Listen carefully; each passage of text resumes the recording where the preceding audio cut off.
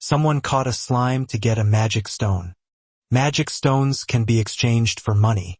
He threw the slime at a tied-up man, and it smacked him right in the face. The others burst out laughing. One bald man said that was a very efficient move. The two main ways adventurers make money in this world are quest rewards and trading magic stones for cash.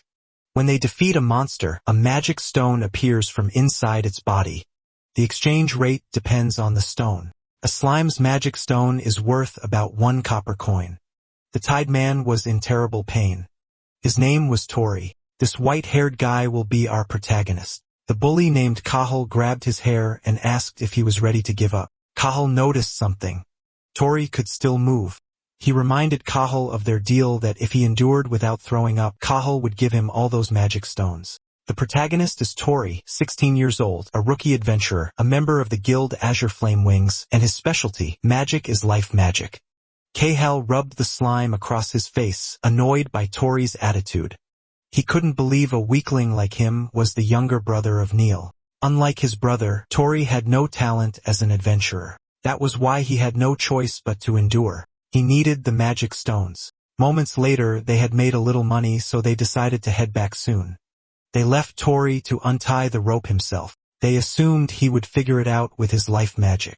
Tori cried out for his share of the magic stones. That was not what they promised. This made them shove a slime into his mouth. It made him throw up, and Kahal said that since he vomited just like they agreed, he would get no share. Tori panicked and screamed that he needed money, but Kahal told him that if he really needed money, he should have sold off some of his self-proclaimed amazing older brother's equipment. This guy even pointed out that Tori's older brother was poisoned and was probably close to death already. His friends joked that he was cruel, but Kahal told them that if Tori wanted to resent someone, it should be his own weakness. Tori was left tied to the tree. He knew he had to get home fast, so he washed himself there, dried off, and eventually broke free. While doing chores, life magic was the only thing he ever became good at. Thanks to that, he was able to join the town's adventurer guild, but life magic was completely useless in combat. His main job was using that magic for chores during camp. It was not an easy job, but it paid better than most others. He was determined to do his best to support his family. That night before entering his home, he tried to change his gloomy expression and happily announced that he was home. A girl and a boy were waiting for him. The girl welcomed him back while the boy complained that he was already hungry. Tori promised to make dinner for them right away. Then he asked how their big brother was doing. The girl shared that big brother Neil had read a book for her. He was happy to hear that. Later on, the food was served. The children ate quietly, while Tori and their older brother Neil had a chat. Neil asked how Tori's quest went, and Tori answered that it was a piece of cake like always. He apologized for putting him through all this hardship. Tori once again reminded him not to apologize. He told his older brother to focus on getting better. His older brother, Neil, was an excellent adventurer who belonged to the Adventurers Guild called White Breaking Spear. After their parents died in an accident 6 years ago, his brother supported their family all by himself. But 3 years ago, he encountered a basilisk during a quest accident and was poisoned. And his treatment dragged on while the medicine was expensive, rent, daily food costs, equipment costs, and other expenses. Even though they lived frugally, the savings his brother earned back when he was an adventurer were almost gone. Tori thought that if only he could defeat strong monsters like his big brother, he would be able to get high-value magic stones. But the problem is he was just too weak. Our MC's brother noticed his bothered face. Suddenly, Neil took off the necklace he was wearing. It had a magic stone on it. He gave it to Tori since it would sell for a little money. Tori was shocked since that magic stone necklace was a precious charm given to him by a senior adventurer. Neil answered that it was fine. He even apologized for not giving it to him sooner. He wanted Tori to go exchange it for money soon. Tori hesitated. Neil replied that he knew his own body well. He was aware that he could not return to being an adventurer anymore. Tori told him not to say things like that, but Neil insisted on giving it to Tori. They both looked glum. Suddenly, their little siblings entered the room. Since they had finished eating, they wanted to take turns looking after Neil. Neil thanked the two of them, Sasha and Liam. They fed their brother. The next day, Tori realized that if he did not work hard, he could not protect everyone. The quest rewards alone were not enough to earn money. That was why on his days off he went out hunting alone to get magic stones. But even if he ran around all day, he could not even defeat 100 slimes. He only earned just under 100 copper coins. He needed more money. In the forest, someone suddenly asked him if the Edhine River was over there. Mina, 17 years old, is an archer. She is affiliated with the Azure Flame Wings Guild, and she is the admired squad leader there. Her specialty is wind magic. Tori was happy to see her, but she was surprised that he knew her name, so she asked. He explained that he was in the same guild as her. He introduced himself as Tori, the camp liaison. As the ranged squad leader who was recently scouted, he understood why she would not know a low-ranking guy like him. Then he pointed out where the Edhine River was. He explained that there was a swamp on the way, so he suggested that she go around it. She thanked him. He was glad to have spoken to her since she was someone he admired. Then he heard someone calling out to Mina. It was Cahal. He asked what she was doing there on her day off, then he invited her to go drinking, but she casually refused. But he grabbed her and insisted. Tori was alarmed when he saw that. He thought to himself that Cahal was way too pushy. He was conflicted since Cahal was the Azure Flame Wings Guildmaster, but Mina was clearly in trouble. He noticed the weakened slime near his foot. Suddenly, someone yelled to Cahal about the slime. Cahal looked up just in time to see it dropping onto his face, and Tor rushed in to slash it, but it only made the splash cover his whole face. Mina was shocked, and Tor turned pale. Cahal complained that it got all over his face. Meanwhile, our boy was sweating all over his face as he thought that he had really done it. Cahal was confused when he saw Tor. He got mad at him and asked what he was doing. He thought this was revenge for last time. Tori got nervous. He apologized and fled. Cahal chased after him. Mina watched them and commented that Tori was a strange kid. Tori did not think about what would happen next. He ran all the way to the back of the forest, but he was not sure if he had lost him. But he accidentally stepped on something which made him fall. The fall hurt. When he looked around, there were skeletons inside the pit. He was spooked when he saw those human bones. He wondered if that was a dragon nest or something. He could not believe a place like that was hidden so deep in the forest. He doubted Cahal would follow him that far, but he had to find an exit fast. His foot bumped into something.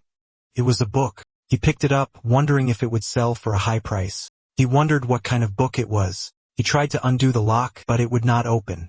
He found it strange, but he was also curious about what was written inside. But if it would not open, there was nothing he could do. But then the necklace given to him by his brother accidentally hit the book, and it caused a sudden burst of light. Tori was shocked and confused. What the hell is happening? The book exuded powerful energy. Black ink formed across one of its pages. Tori had no idea what it was. It formed a mustache and asked him if he could hear it. Of course, Tori was spooked that the book could talk, which made him accidentally drop the book. The book continued, saying that since he was able to open it, that meant he was a very strong adventurer. The book welcomed him and introduced itself as Beard. Tori had no idea what kind of book this was. He had never seen a talking book before. He considered it dangerous. Then the book asked if he wanted to obtain a real magic stone.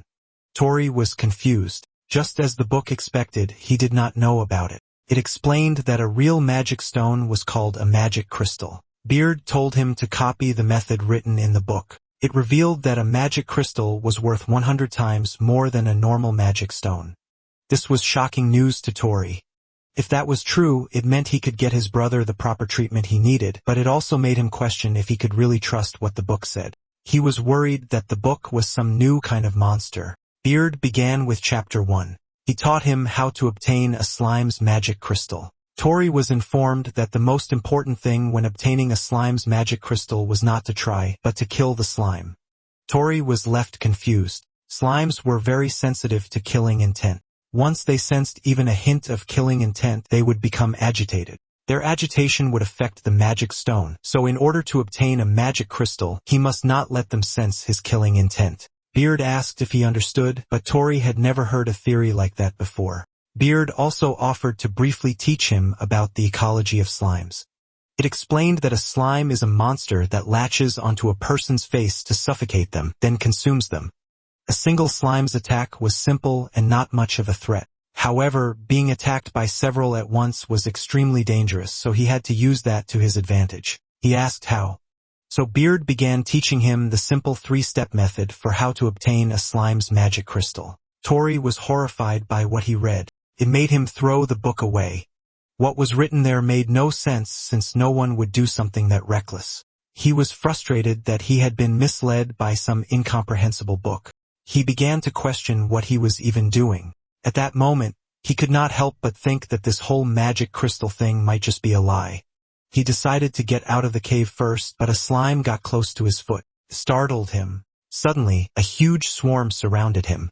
He tried his best to fight back. It made him shriek loudly when one attached itself to his feet. He thought that if he did not go home, no one would be there to make dinner.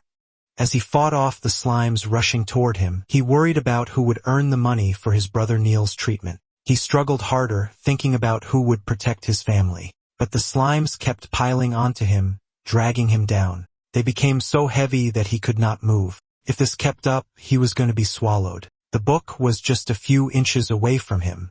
He tried to reach for it. He grabbed the book and begged it to tell him the 3 steps again. Beard acknowledged that Tori had made up his mind. Step 1 of how to obtain the slime's magic crystal was to get eaten by a slime. Beard saw that he was already being eaten by slimes. Praised his diligence for already putting it into practice. As the slime surrounded and consumed him, he urged it to just move on quickly. Before anything else, he was reminded not to forget the pointers that had just been taught to him. Slimes become agitated when they sense killing intent. To keep them from depleting their magic stones, he needed to let go of any killing intent. So he had to let go of the sword first. Tori knew that if he did nothing, he would die. To get back home alive, he had to do this. He forced himself to believe in what that weird book was saying. He let go of the sword and let those slimes eat him. The slime covered his face and drowned him, but he forced himself to stay calm. Beard encouraged him that he was doing well. Plus, he was told to take a posture that would let the slimes do as they pleased. Moving on. Step 2 of how to obtain a slime's magic crystal. It was to devour the slime. Slime is a monster whose identity is based on consumption. They would never imagine that they themselves could be consumed. Tori decided to eat them. He started biting on them until Beard clarified that when he said devour, it was only a figure of speech. What Tori actually needed to do was deploy a storage item or something similar around his face where the slimes were gathering. Tori was annoyed that he did not say that first. The slime had him rolling around, so Beard asked if he was okay. He was running out of oxygen. He could not breathe anymore. He thought he was going to die, but he thought of his siblings. He stopped moving. Beard commented that it was a pity. The child was also not the one he was looking for. It stated that his dream would have to wait for a future era. Suddenly, Tori took a deep breath. Beard was shocked. Tori used Starara storage.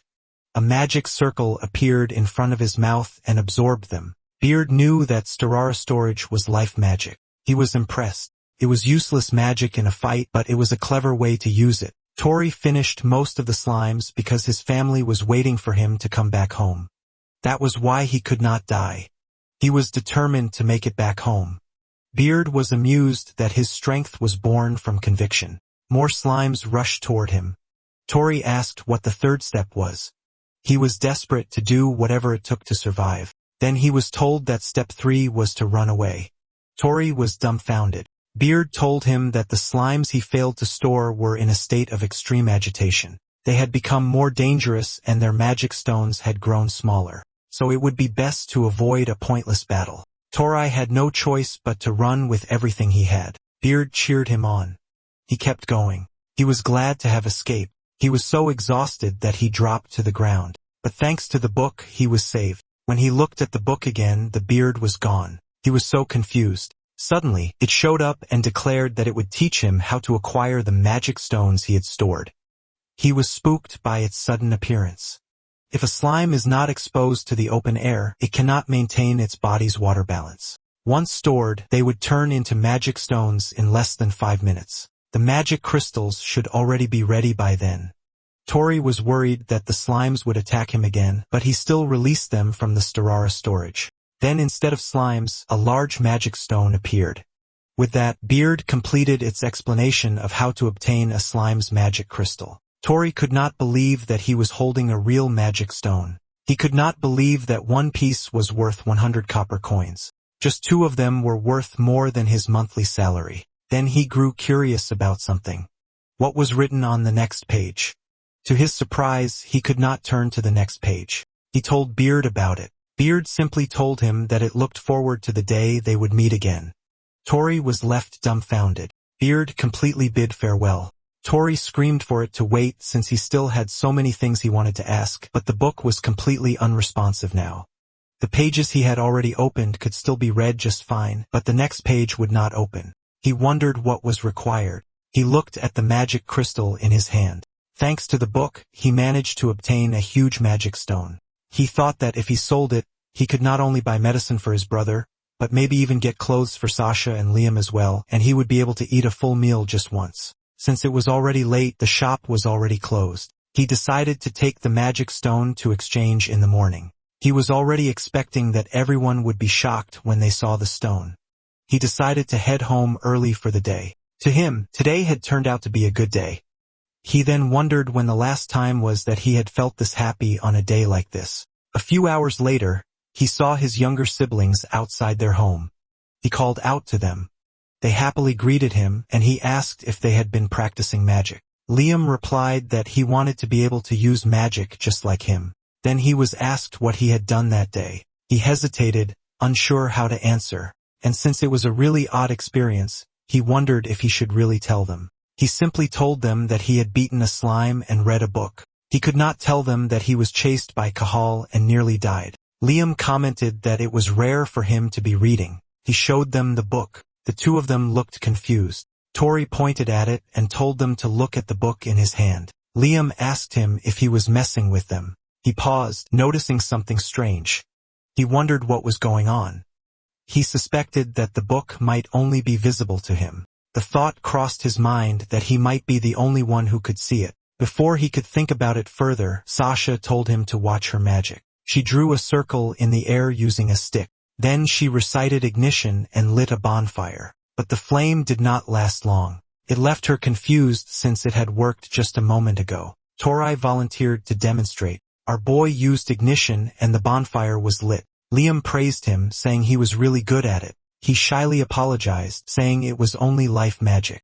With excitement, he asked if they wanted him to show them something amazing using that life magic. Then he looked around to double-check that there were no bandits nearby. Then he prepared his hand and used his Starara storage. The item appeared in his hand. It glowed so brightly that it caught the attention of others nearby. Sasha was amused. It was really huge, so Liam asked where he found something like it. Smiling, he asked if they were surprised and what they thought it was. While they were talking, someone approached them. It was the bald bully from earlier with Cahal along with some friends. Tori turned pale. He realized they had been hiding nearby. He noticed that Cahal was not around. The bald guy asked where he had stolen something like that. They lectured him that just because he was poor did not mean he should resort to stealing. He explained that he had found it in the forest. They immediately doubted him, saying that if a gem like that had been there, they would have found it already. They told him not to lie. Then they insisted on checking it properly and told him to show it to them. Even then, he tried to brush it off, saying it was not that big of a deal.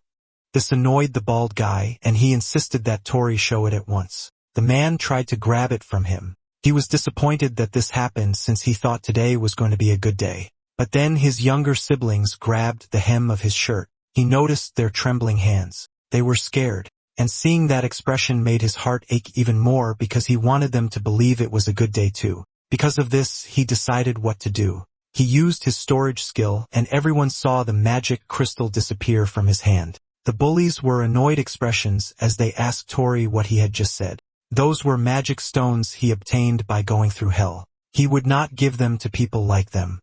He tried to grab his sword, but to his surprise it was gone.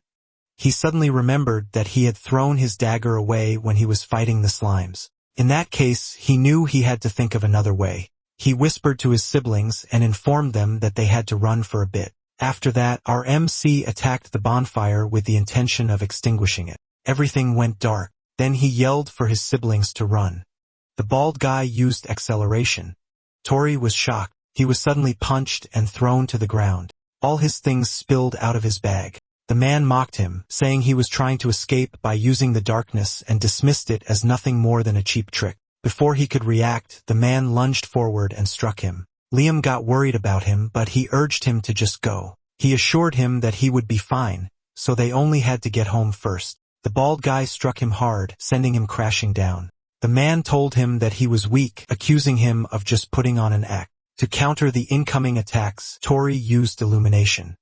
The light spread and temporarily blinded the man. Tori used the chance to get away, but the other guy made playful vines appear, and it wrapped around the legs of Tori's siblings. Naturally, Tori panicked. The man pointed out how it was nice and dark, yet he created light, which practically signaled the enemy to catch them.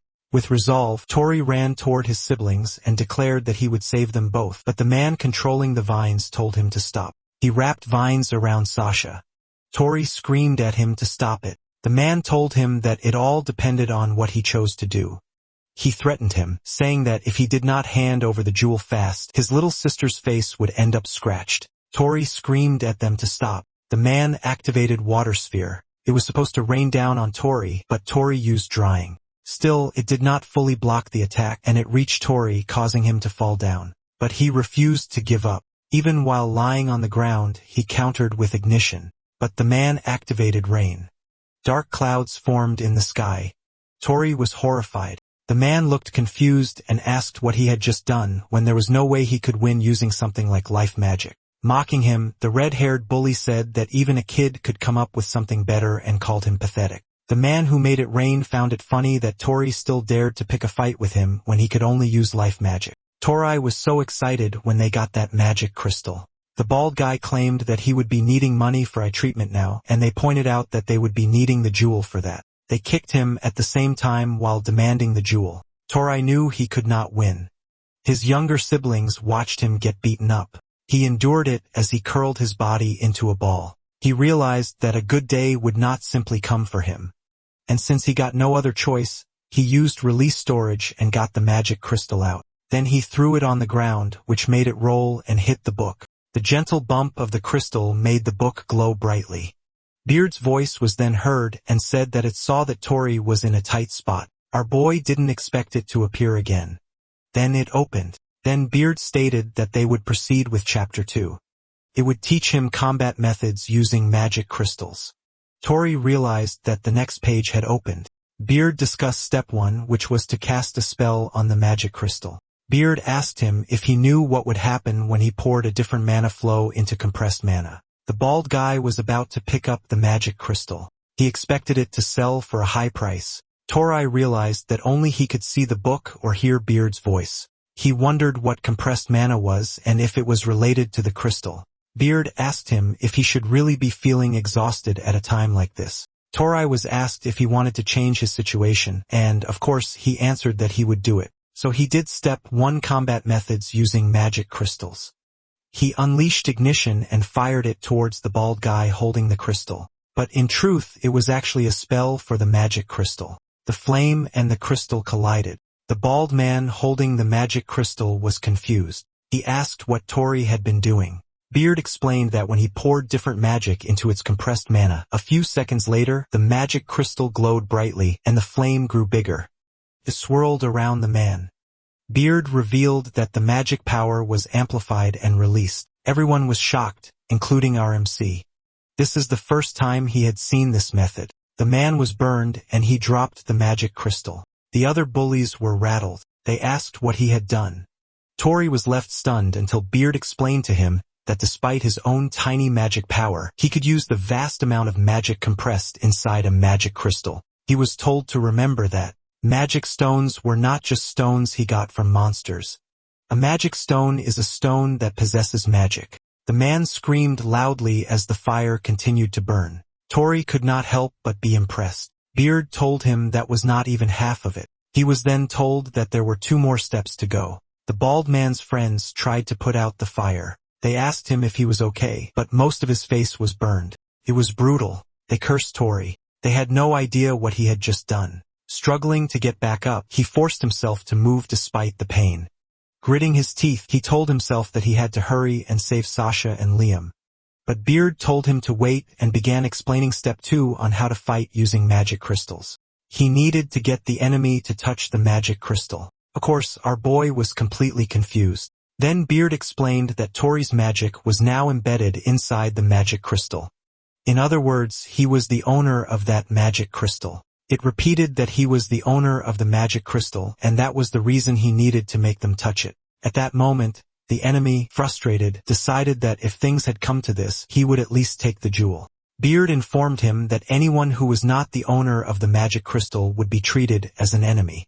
The moment the enemy touched it, he was burned as well. Making the man scream loudly, Beard simplified it by saying that anyone who was not the owner was considered an enemy, and the magic he cast on it earlier reignited as a defense mechanism. He could not believe the power of a magic crystal. He learned that a magic crystal recognizes whoever bathes it in their magic as its owner. However, if someone else hits the magic crystal with stronger magic, the ownership would be overwritten. That meant if Tori's opponent used stronger magic than he did, the ownership of the crystal would transfer to them. So Beard told him that his next priority should not be the safety of the hostages, but retrieving the magic crystal. Naturally, Tori would not agree with that. He could not let his siblings stay terrified any longer. Tori thought of what Neil would do. Meanwhile, the last enemy still standing wondered what kind of jewel it was. He guessed that it might be enchanted with some kind of magic that activates on touch. Despite the uncertainty, he wanted to do something. He was willing to risk it all. He decided to destroy the stone. Beard realized that the situation was bad. At this rate, the ownership of the magic crystal would be transferred to the enemy. And if that happened, everything would be over. It noticed that Tori still did not know how to fight properly. It told him that he needed to instill a sense of defeat in his opponent or the nightmare would continue. What he truly needed was composure, the ability to calmly assess the situation. Moments later, Tori picked up the magic crystal. The last enemy looked terrified. Beard went quiet. Tori's gaze was intimidating. Beard was surprised that he was not going to save those two children first. Tori replied that he thought about what Neil would do. His brother was always calm. In his memory, his brother would stare down his opponent and never lower his axe until the enemy was gone. And besides, Beard had saved his life, so he trusted it. He decided not to hesitate anymore. Beard was pleased. He praised Tori by saying, "That's the spirit." After that, they proceeded with step 3. The man was annoyed that it felt like Tori was looking down on him. He wondered why Tori was the only one who could touch the jewel. He refused to let Tori win just like that. He targeted those two children instead. He wrapped them with vines. The situation was bad. Beard told him to do step 3, to imagine the monster that dropped the magic crystal. Tori was dumbfounded because that monster was a slime. But as soon as he thought about it, the magic crystal transformed into a slime. Beard saw that he had potential. A magic crystal allows someone to use the magic of the monster that dropped it. Realizing that, he understood that it meant he could use that power himself. The enemy released more vines, while Tori used slime magic. He rained down slimes on the man. Sasha and Liam were shocked and impressed by Tori's magic. Tori was impressed too. The technique came to him just as he had imagined it would. The man asked what kind of magic that was and what the hell Tori even was. Tori saw the trembling enemy, and it made him wonder if the man had always been like that. The man created more vines. Tori could not believe he had been afraid of a guy like this. The man was furious. He wondered if he was allowed to stop being scared now. Beard told him that it was finally time for the finale.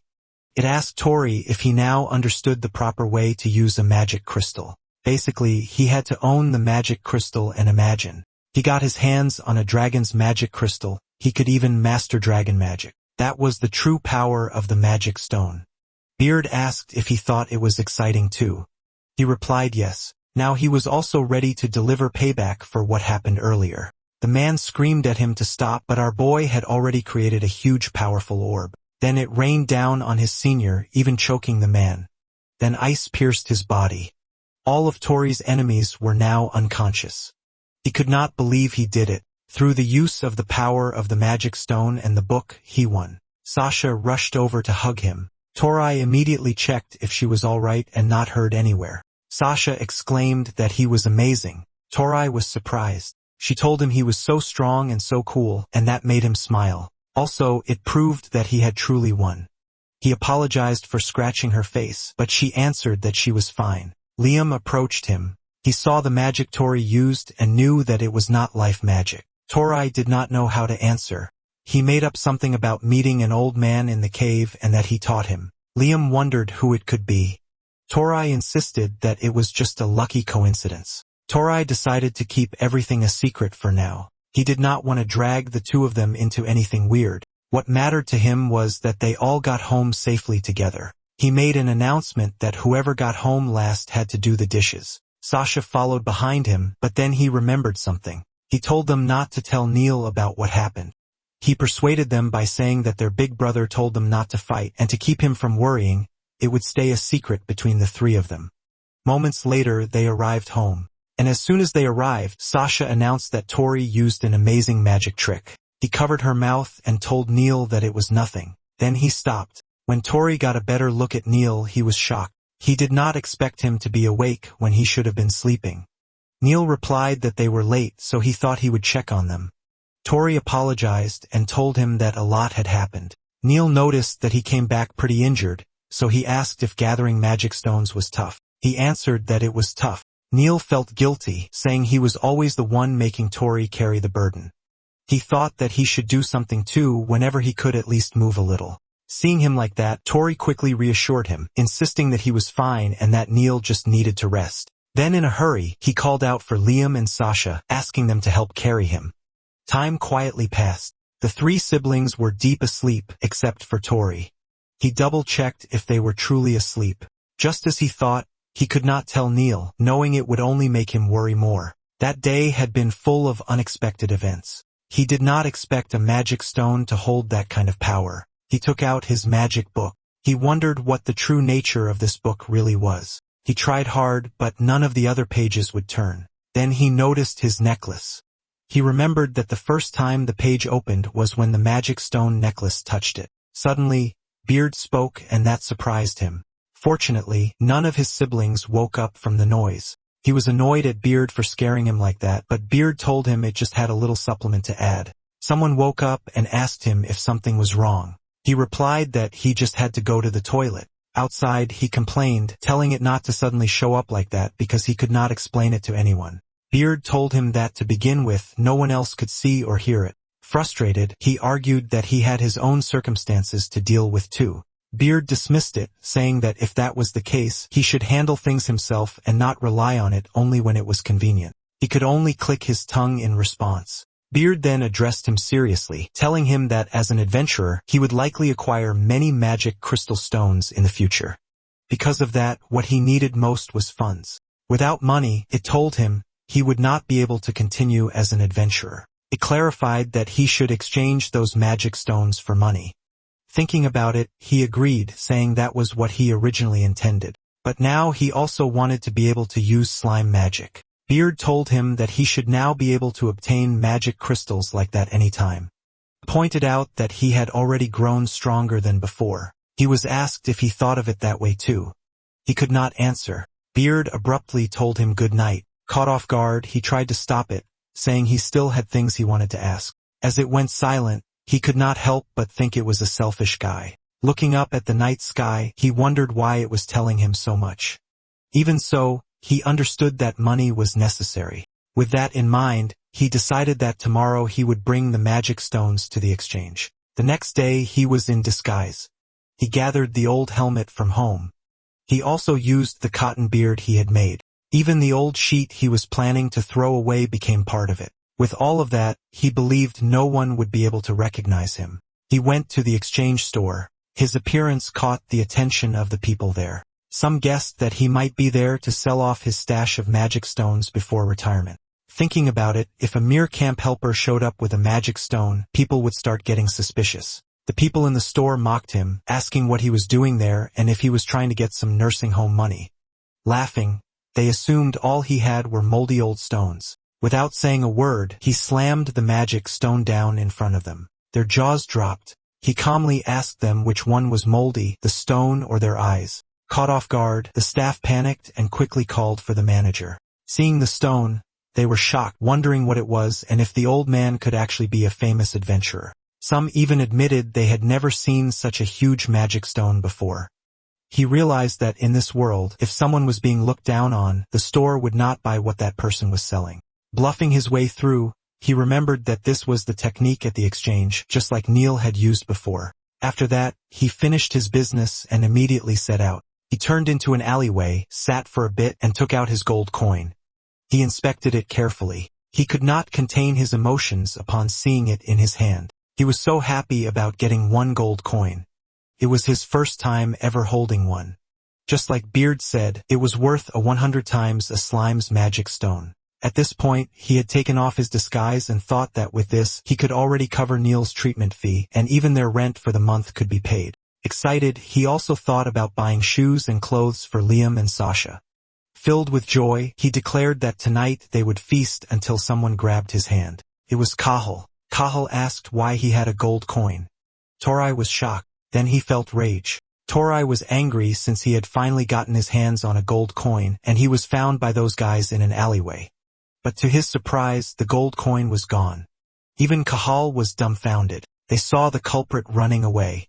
This person had the gold coin between his fingers and told them that their story was like two dogs fighting over a bone while a third ran away with it. Then this person jumped side to side across the buildings to reach the roof. He landed safely and bid goodbye to Mr. Careless. Tori and Cahill were stunned, and they both yelled at the person to give back their gold coin. Tori could not believe that the man had gotten away. He wondered what that guy was all about. Even though he had finally earned one, he could not help but think that in the end he was still broke. He took out his magic book and asked why it did not help him, but the magic book stayed silent. He kept asking why not. He had told his siblings they would have a feast before he left home, and now they would be disappointed. He announced that he was home. When he opened the door, he could hear his siblings calling out for Neil and telling him to hang in there. He panicked. He rushed toward the room and asked what had happened. Neil was not looking good. He was in excruciating pain. Without wasting time, he told Sasha and Liam that he was going to get the doctor. He instructed them to look after their brother while he was gone. They quickly agreed as he rushed out. Neil had been afflicted with basilisk poison for a long time now. Although he had been stable recently, the poison was eating away at his body. He hoped Neil would hang on a little longer and not leave them yet. At the clinic, he barged in, calling for the doctor in desperation. The doctor was telling someone that he was out of medicine. The person in the white robe asked if there were any materials needed so he could go and get them. The doctor hesitated, unsure how to respond. Then the person in the white robe and Tori's eyes met. Tori recognized him and shouted, calling him the thief from before. He saw the gold coin on the counter and immediately grabbed it. He demanded that he return the gold coin, claiming it was his. But the person in the white robe grabbed it first, then he denied it, saying he did not know what Tori was talking about. This made Tori furious. Before things escalated further, the doctor told him to calm down and asked what the matter was. Tori suddenly remembered his purpose. He told him that Neil was in a lot of pain and that it was really bad. Hearing that, Dr. Lee admitted that the situation was not good. But before he could say anything else, Tori pleaded with him, promising that he would definitely pay later and asking him to just give him the medicine for now. The doctor explained that it was not a matter of money. He revealed that they had run out of the Dryad's lost seed, a necessary ingredient for the poison cure. Tori was left speechless. The doctor explained that the supply from outside the city had been cut off recently. He was just explaining to the person in the white robe that he could not make the medicine either. Tori was worried because, at this rate, they would not make it in time. The doctor offered to examine Neil. The person in the white robe immediately said he would go and get the ingredient, saying his little brother's life was on the line. Tori was shocked. The doctor stopped him, apologizing and saying he could not let him go alone. He explained that he had already sent a request to the guild and they needed at least 10 adventurers for it. Hearing about the quest, Tori realized something. He urgently asked the doctor if he knew where they could find the ingredient. The doctor told him it could be found at the base of the Great Mother Tree in Garuma Forest. However, he warned that it was a dangerous place where monsters often appeared. Without hesitation, Tori declared that he would go. The person in the white robe was surprised. The doctor was shocked that Tori said that. He refused, saying there was no way he could take responsibility for that. But Tori insisted, telling him it would be fine and that he would come back alive. Still, the doctor could not believe him. The man in the white robe repeated that he had already decided to go. This caught Tori's attention. He explained that he also needed the same ingredient right away and he had been to Garuma Forest a few times before. He introduced himself as Clegg. Tori hesitated for a moment before introducing himself. Then he said that he would take the gold coin back once everything was settled. Then he asked the doctor if they could go since there were 2 of them already. The doctor told them it was not okay, but he knew Tori would still go. The doctor eventually agreed. He added that he would watch over Neil's condition and report to the guild. He warned them not to do anything reckless. Tori thanked him and they left. The doctor told them to be careful. He also warned them about a rumor that the monsters in that forest eat adventurers in the forest. They were already pretty deep inside. Clegg told him that the great mother tree was in the deepest part of the forest. He asked if Tori was already tired. Tori replied that he was not tired at all. Clegg warned him that he had no obligation to cooperate and if Tori could not keep up, he would be left behind. Tori saw that he moved fast. Then he remembered what Clegg said earlier about his little brother's life being on the line. It made him wonder if Clegg's family might be sick too. In that sense, he felt their situations might be similar. Before he could think further, the man suddenly said they had arrived. They stopped in front of a huge tree. Tori was impressed since he had never seen a tree that big before. Clegg pointed at something. It was the Dryad's lost seed on the ground. Tori was so happy that they found it faster than expected. With urgency, he suggested they hurry back and have the medicine made, but Clegg told him to wait. It made him stop running and ask what the matter was. Clegg reminded him that he had been warned, but Tori could not understand what he was talking about. Suddenly, a plant with wide mouths emerged and knocked him off his feet. Tori wondered what it was. He was falling right into its mouth and it swallowed him. He could not believe that he had just been eaten. The plant was called Eater's Plana. It was a monster that devours humans and continues to grow without end. Clegg knew it would not let them easily take the Dryad's lost seed. Eater's Plana digests things instantly. Once a person was swallowed, survival was almost impossible. And just like that, Tori was eaten in an instant. He realized he was in serious trouble. The plant secreted liquid onto Tori and it melted his shoes. He realized how bad the situation was. He had to get out of there immediately. His hand slipped and he fell. He landed in a pool of that liquid. He could not believe it. It made him think that he was just going to melt away until he felt something hit his shoe. He was surprised by what he saw. It was a magic crystal. He wondered why there was a magic crystal there. He thought that if he summoned Beard, maybe it could do something about the situation. But when he took it out, it slipped from his hand. He swam toward it. Fortunately, it fell right onto the crystal. It glowed brightly, making the liquid fade away, making him fall to another layer inside the plant. He groaned as he pulled himself up, realizing the mucus was suddenly gone. Beard spoke, telling him that it had been a close call. Luckily, a magic crystal had just happened to be there. He was happy to hear from Beard. Beard explained that they were inside Eater's Plana, and the magic crystal was from the rock birds that had been eaten by Tori. Finally understood the situation.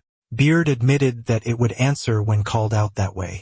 It was designed to respond to strong bursts of mana.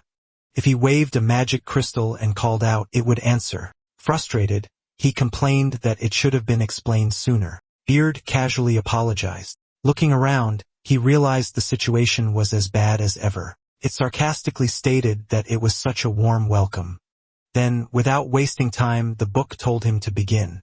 It introduced Chapter 3, How to Obtain Eater's Plana's Magic Crystal. Meanwhile, Clegg avoided being eaten by it. He expected it to slow down during digestion, but that was not happening. He thought that the creature might have digested the guy too quickly. Even so, he realized that everything had happened far too fast. At the same time, the man understood that without the Dryad's lost seed, the boy could not be saved. With resolve, he declared that he would turn both Tori and Eater's Plana to ash.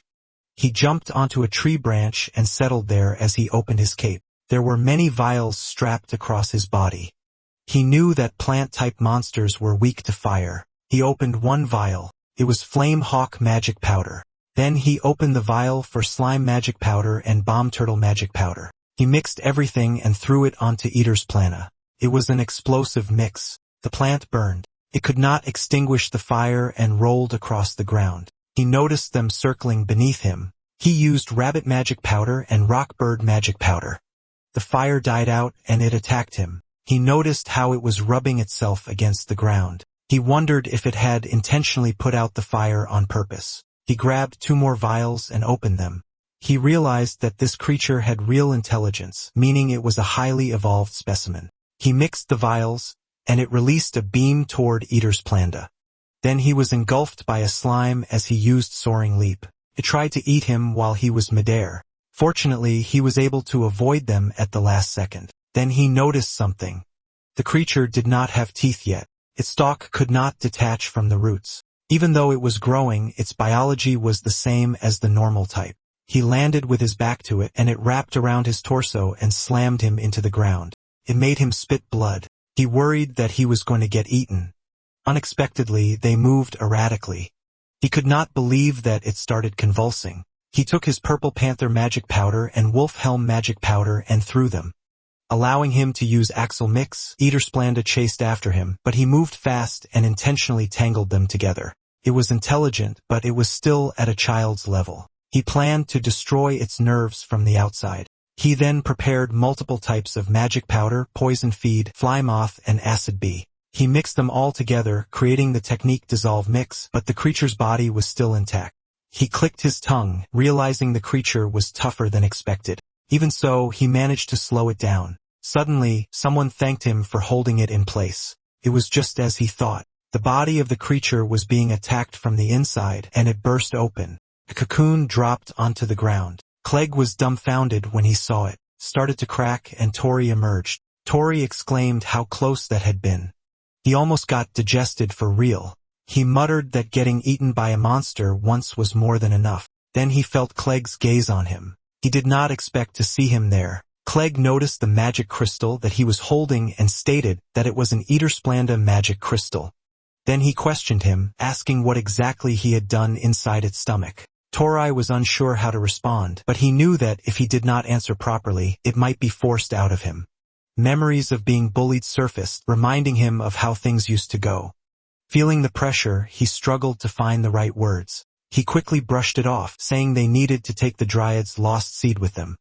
He reminded Clegg that he was going to save his brother, urging him to hurry. He grabbed the seed. He was hopeful that with it, his big brother Neil would be saved. At home, Neil was given medicine. The doctor then said they would watch the situation for now. He explained that it now depended on Neil's stamina, but he should be fine. Hearing that, Tori felt relieved. After that, he handed Clegg a small pouch. He said it was medicine for his brother. It was all he could prepare for now, and he could come back for the rest later. Clegg simply looked at him. He avoided his gaze. He told him not to charge him for the clothes he borrowed and that the quest reward should be split in half. Then he remembered one more thing. Clegg asked what exactly he had done inside Eater's Planda. Tori already expected that he was going to ask that. Back then, Beard informed him about Chapter 3, which was a discussion on how to obtain an Eater's Planda magic crystal. The first step was to get eaten. Tori had an expression that screamed, "Are you kidding me?" He told Beard that he really wanted to survive. Beard responded that it would help him. He pointed out that the first step had already been achieved. Amused, it added that he had a good sense for these things. He was told that from that point on, it would be a quick battle. If they took too long, they would melt and die. Beard asked if he was ready. With resolve, Tori declared that he was there to save his brother, so he would not die there no matter what. Beard bluntly asked if he wanted to die. He blushed and immediately denied it. Ignoring his reaction, Beard moved on to the next step. Step 2 was to scatter a large amount of ash. Tori was confused about using ash. Looking around, he realized the surroundings were already filled with flammable bones and wondered if they would burn. Beard urged him to hurry, warning that he would die if he did not act fast. Tori had doubts though, but then acid was coming out again, and wood fell. He was confused that a tree had fallen, and more things dropped. He realized that a fight was going on outside too. He figured that if they burned the pieces of wood around them, they could create ash. Now he was sure that they could do it. He used ignition. He spread the fire everywhere, but Beard told him that the ash still was not enough. Then Tori noticed that his clothes were melting. He thought of something. He removed all his clothing and used ignition on it. Beard approved by saying that burning the clothes was a good decision. They moved on to step 3, which was to create wind. Tori got serious. He activated desiccation to create it, and Beard was left speechless. Then it asked if that was supposed to be wind magic. Beard told him that everyday magic did not have enough force to create wind. He argued that he could not use wind magic. Beard remembered that there was a rock bird magic crystal nearby. It asked Tori if he had ever seen a rock bird before. The magic crystal could use flat magic. He remembered the moment when slime magic first appeared. Realizing the pattern, he thought that if he used this magic crystal, something similar might happen. With that in mind, he reached out and grabbed the rockbird magic crystal. Then he activated flap magic.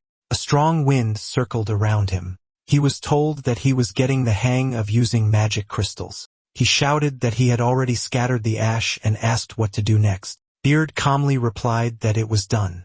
Tori was confused. Beard informed him that the area was maintained as acidic because of the stomach acid. By scattering large amounts of ash, the environment inside would be neutralized. As a result, the internal balance would completely flip. Meanwhile, outside, Clegg fell. Beard felt a bit of sympathy, thinking about how painful that must be. Once the creature reached a near-death state, somewhere inside its stomach, Eater's planned as magic crystal would appear. It slowly came out of the stomach wall. Tori was so happy. He was told that once the magic crystal was taken, Eater's plan that would eventually wither. He was then urged to get out immediately while he still could. Beard warned him that the stomach acid would keep coming, so he needed to put some clothes on quickly. Tori was surprised because he had already burned his clothes. The stomach acid came pouring down. Pointed out that Eater's plan too was going wild. At that rate, it warned that escaping would be difficult. Of course, Tori refused to die there. He had to protect himself from the stomach acid, but only bones were left. But Beard warned him that even bones would melt at that rate. Frustrated and scared, he shouted back, telling it to stop saying terrifying things like that. Then he realized that the bones would melt, but the stomach itself had not melted. He grabbed it, thinking that it was now or never. He bit it and pulled it apart. He wrapped it around his body and climbed upward to escape. Did so while holding the magic crystal. He admitted to himself that it was reckless, but they did not have time to wait for it to wither. If he did, his brother's condition would only get worse. Meanwhile, outside, dissolution medicine was used. Beard noticed that the movement of Eater's planta had slowed down due to some kind of external pressure. Then he heard Clegg say that he could only stop it from moving. Then he answered to stop it with a knife. That was what happened. He really did not know how to explain Beard, and he was not good at lying. Clegg knew that if it were not for Tori, he would not have been saved. Tori simply smiled and thanked him. Clegg did not respond at once. He just turned his back on him. Tori was confused, but he wondered if he had successfully avoided the question. Then Clegg stopped walking. He looked at the pouch in his hand and admitted to himself that he could not have done it alone. He held on to the pouch and remembered that the guy's name was Tori. He told himself that he would not thank him. That night, Cahal and his squad were shocked. They came for the subjugation quest, but Eater's planta had an empty stomach, meaning the subjugation was already done. He asked Mina what they should do. He suggested they go back and go on a date. Mina checked the corpse. It was completely withered, which meant that the magic crystal had already been collected. Then she noticed something. It was a note that the pants were owned by Tori. She remembered that name and that the guy was from their guild. She wondered if that kid had subjugated Eater's plan to late at night. Tori unlocked his storage and took out the 2 magic crystals. He did it on purpose so he could admire those 2 magic crystals. He was happy to have 2 magic crystals at once. One came from Eater's planta, and the other was from the rock bird. He recalled that he had fought a rock bird once at the guild, but he could not even scratch it. He wondered how much they would be worth. But then there was one problem. How could he exchange them without getting caught? The last time, Kihel and the others noticed right away. He wished they did home appraisals, but then his brother would question where the crystals came from. He glanced at his sleeping brother. He wondered if Neil would even believe him if he told him about Beard and that he could now use powerful magic too. He might finally be able to get him proper treatment. He also felt relieved that he would not have to worry about Sasha or Liam as much. In the end, he decided that he could handle everything on his own. Suddenly, someone knocked on his door. He wondered who would visit at that hour. He opened the door and asked who was there. He was surprised to see Clegg. He asked what he wanted for him to show up in the middle of the night. Clegg threw the gold coin at him and he almost failed to catch it. He was confused when he saw that it was the same gold coin.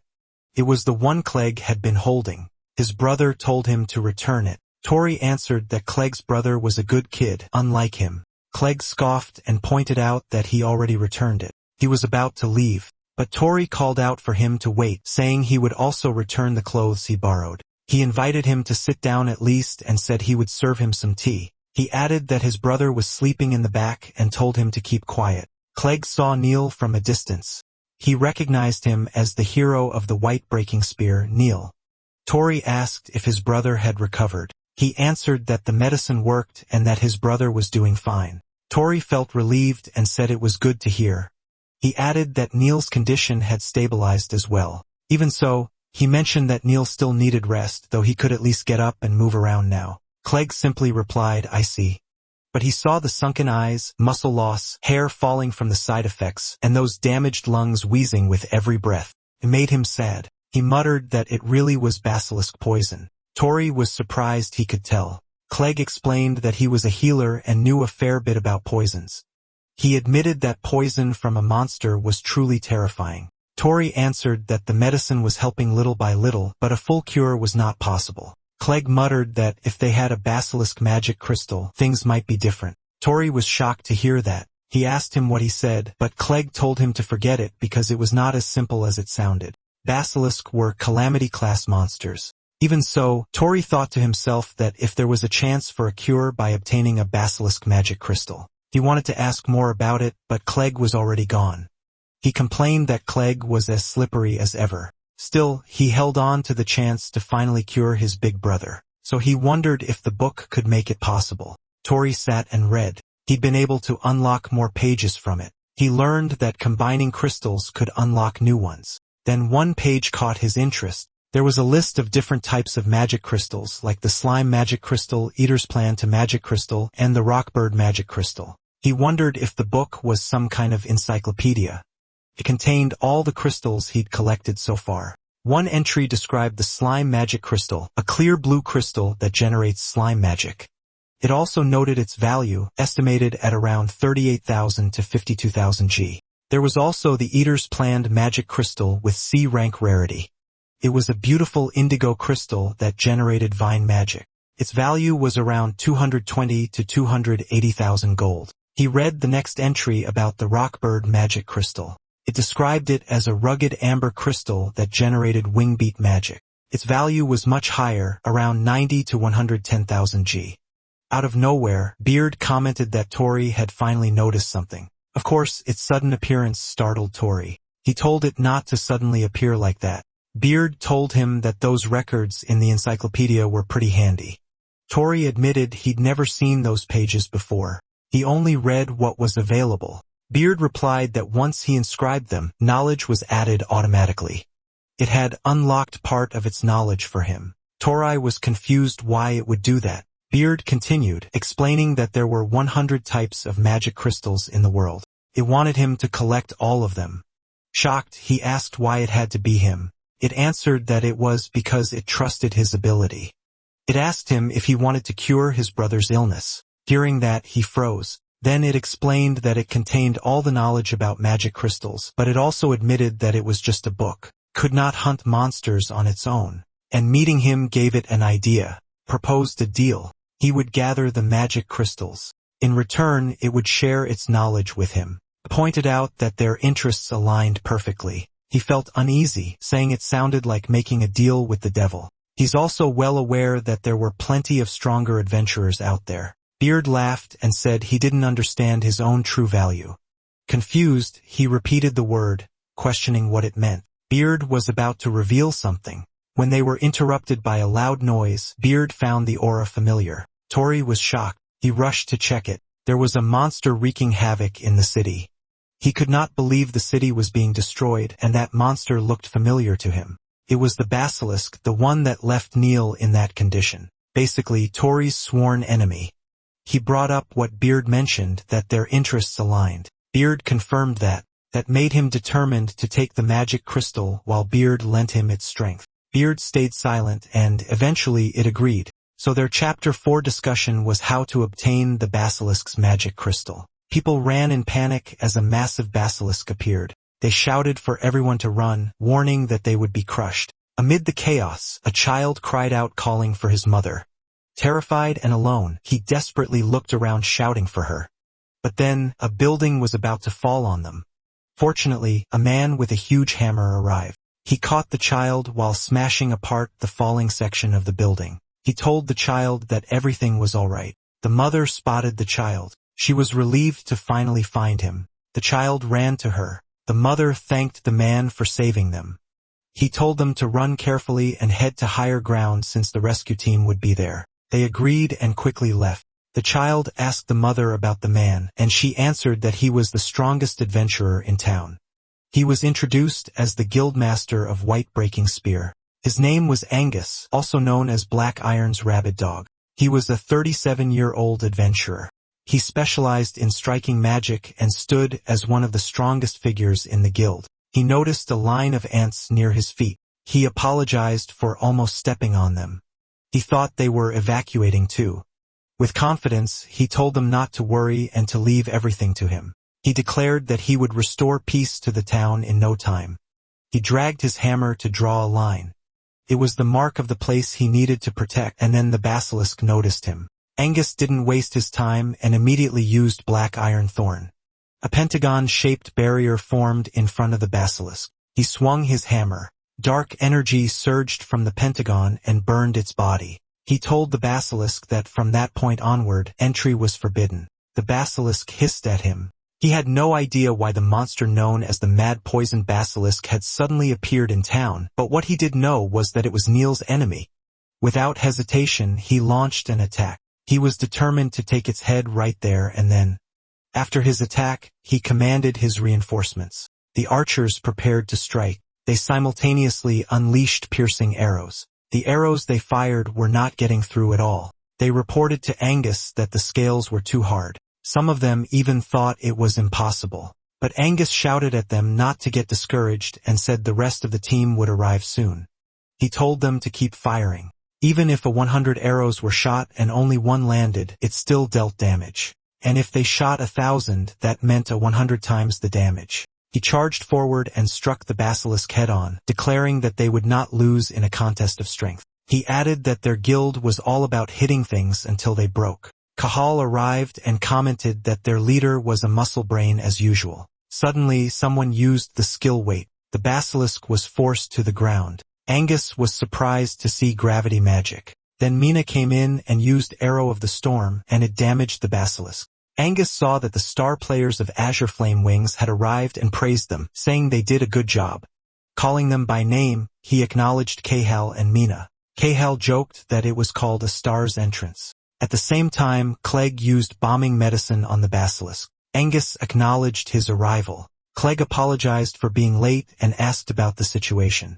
Angus replied confidently, saying he had not let it cross the line yet. Clegg just scoffed. Meanwhile, Cahal wanted to say Mina did a good job, but it looked like her attack was not very effective. The townspeople cheered as they saw a White Breaking Spear and Azure Flame Wings arrive. The arrival of the town's two major guilds made them believe everything would be fine now. Hope spread through the crowd as they placed their trust in the adventurers. From a distance, people shouted their support, calling out to Mina and the others to hang in there. Cahal was unhappy when he noticed no one was cheering his name. One of his members told him that he was the heel of the town, but he found that unacceptable since he was the guildmaster of Azure Flame Wings. He decided he needed to redeem himself. With a grin, he shouted for everyone to move and charged forward. Seeing him rush in, Angus called out to his guild members and told them not to let Azure Flame Wings get ahead of them. Meanwhile, Tori was rushing because the guilds had already started moving. Realizing this, he told himself he had to hurry too. As he ran, the doctor spotted him and urgently asked for his help. He was about to refuse, but he saw someone trapped under the rubble. The doctor said that just clearing the rubble was enough. If the person stayed there, they would be poisoned by the basilisk. Hearing that, he immediately thought of his brother. Tori was horrified, so he moved to help and they were able to pull out the woman. The doctor carried her on his back. Tori asked if the person could be saved. The doctor explained that they could suppress the poison, but there was no medicine in town that could cure it. Hearing that, he froze. Then the doctor added that this was not the only person who had been poisoned. When they reached the camp, he was shocked to see so many victims. He realized that it was not just his big brother. The town was being poisoned by the basilisk's venom, as if it had been cursed. With that, Beard asked him if he was ready. Our boy then clenched his fist and replied, yes. Now he was far more determined to defeat the basilisk and get the magic crystal. Back to this hammer guy. Angus led everyone in the charge. It was time for them to play with this basilisk. He unleashed black iron thorns while Cahal used gravity. Mina activated wind-slicing arrow and Clegg prepared explosive mix. They released their attacks at the same time, but Clegg found it strange. One of the archers even pointed it out to Mina. It was strange that none of their attacks were doing anything. She expected the scales to be hard, but this was ridiculous. Mina agreed. She even noticed that her magic consumption had been insane the whole time. She wondered if Angus had been the one suppressing something earlier. Angus also felt that something was different compared to the last time he fought it alongside Neil. But before that, he could not understand the feeling of his magic being drained, but he did not care. He attacked again. The basilisk was struck by a burst of dark energy, sending violent red and black streaks crashing forward. But Angus was left shocked. A magic circle appeared. They realized that not a single one of their attacks was getting through. Sensing danger, Angus immediately shouted for all units to scatter, warning that a counterattack was coming. The basilisk inhaled deeply and rained down venom on them. Cahal panicked. Everyone was almost hit. One of the archers was about to be engulfed by it. But Mina saw her, so she pushed her away and got hit on the shoulder instead. Her female archer friend and Cahal were worried for her. Her arm was burned by the venom. Immediately, her complexion turned pale. The others suffered the same fate. Some were even hit in the face. Angus realized that everyone was being overwhelmed by the basilisk's poison. To him, it felt just like that time when Neil's power was taken away. He lamented that event. Because back then, he was the one who was supposed to protect his comrades. He blamed himself for erasing Neil's future. Neil was the hope that led everyone. He was lost in thought until Clegg yelled at him to dodge. The venom was about to rain down on him. He noticed the cat standing on his drawn line. He called it an idiot for being outside the line. Suddenly, someone used vine magic, and the vines formed a barrier that shielded Angus from the venom. Angus was shocked. Vine magic was used once more, and the vines wrapped around the basilisk. It sprayed venom again. Then this person used storage release and used wingbeat magic to disperse the poison. Cahal was caught off guard and asked what kind of magic that was. They could not believe that the poison had been blown away by wind. Clegg saw who it was. The person's back was turned toward them. Angus thought it was Neil. This shocked the female archer, but Mina told her that was wrong. Angus looked carefully, and they realized it was none other than Tori. Beard then spoke and revealed the next step, how to obtain a basilisk magic crystal. Step 1 was to restrain its body, which was already done. Tori said he would not let the poison claim any more victims. With a determined and pissed look on his face, our boy declared, "I'll be the one to get the magic stone crystal." Beard agreed with him. At the same time, Cahal questioned who had called Tori. He added that it did not seem like normal life magic. Then he asked who had just called him Tori. One of the guild members pointed out that he had already told him Tori started using strange magic recently. Mina was surprised to see him. Even Clegg was caught off guard. Angus kept watching him. He could not believe that it was Neil's little brother. Seeing him now, he could not help but think about how much he had grown. Clegg asked why Tori was there. Tori questioned why Clegg was the one fighting a basilisk and what he was even doing there. Clegg reminded him that he was an adventurer too, and a member of White Breaking Spear. Tori was surprised and asked if it was the same guild as his brothers. Clegg confirmed it, adding that he joined after Neil did. Suddenly, Angus rubbed Tori's head. Angus asked if Tori was acquainted with their ace. Tori recognized Angus. Angus knew that the bird magic was Tori's technique, and Tori confirmed it. Angus thanked him and told him it was a good technique. He then instructed Clegg to go help the ones who were poisoned. He also told him to take the dog with him because he could not protect him if he stayed outside the line. Clegg was confused about the dog. Then he noticed it, a small dog nearby reacting nervously. Tori noticed how even in the middle of battle, Angus was thinking about people more than just the fight. He was amazed by the town's strongest adventurer. But this was interrupted when the basilisk made a loud noise. They all became alert. Angus rushed forward while telling Tori that he was counting on him for support. Tori was caught off guard by that, and Clegg made his move, entrusting the rest to Tori, which made Tori surprised again. Beard found the situation amusing. It stated that things were getting interesting, especially now that Tori was being counted on for support. Tori scolded it since this was not the time for jokes. He asked what would happen to the magic crystal if Angus defeated the basilisk. Beard reminded him that extracting a magic crystal required a specific procedure, and only he could do it. Then it warned him, if he failed to obtain the basilisk's magic crystal, everyone would die from the poison.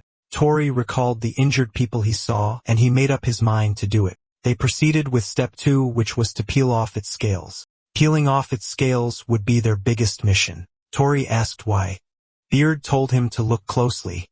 Beard admitted it didn't know exactly why, but the basilisk had a defensive magic that repelled magical attacks. Beard warned him that the restraints on the basilisk were about to break. Tori was shocked when he saw it break free.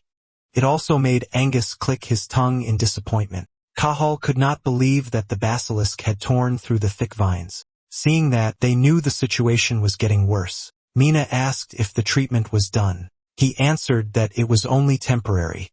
Mina checked her arm and declared that it was enough. She prepared to attack because they could not let it move any further. Angus told them to hit it with everything they had, so they attacked at the same time. The basilisk only let out a loud roar, but the attacks were not working. The basilisk sprayed its poison again. Seeing that, Tori grabbed his magic crystal once more and used flapping magic. This made the basilisk scream loudly, and it attacked using its body. Angus blocked it, but he realized that its body was too heavy. Tori got worried for him, but all he could do to stop its attacks was use bird magic and flapping magic. If attacks did not work because of its defensive magic, then peeling off the scales would be even harder. Beard informed him that any magic would do as long as it was not physical type. Pointed out that a magic crystal's power was not limited to just one thing. Tori thought of the magic crystal guide. He knew there had to be some other magic written there.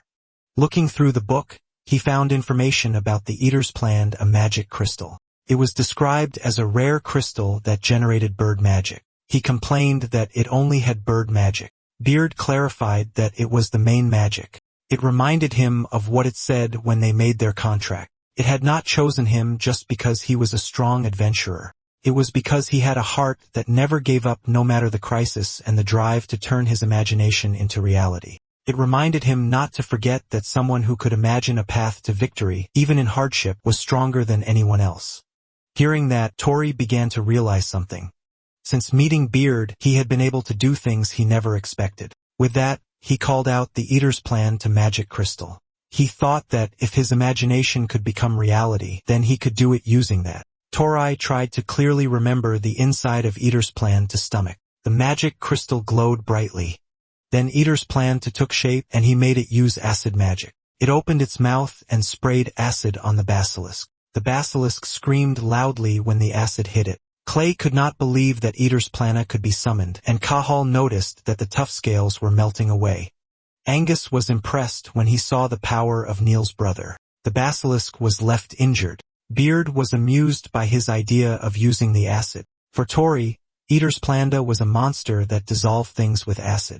Beard commented that it was a good imagination, and that was the reason it chose him. It told him to do step 3, which was to sever the basilisk's head, but its head was far above him.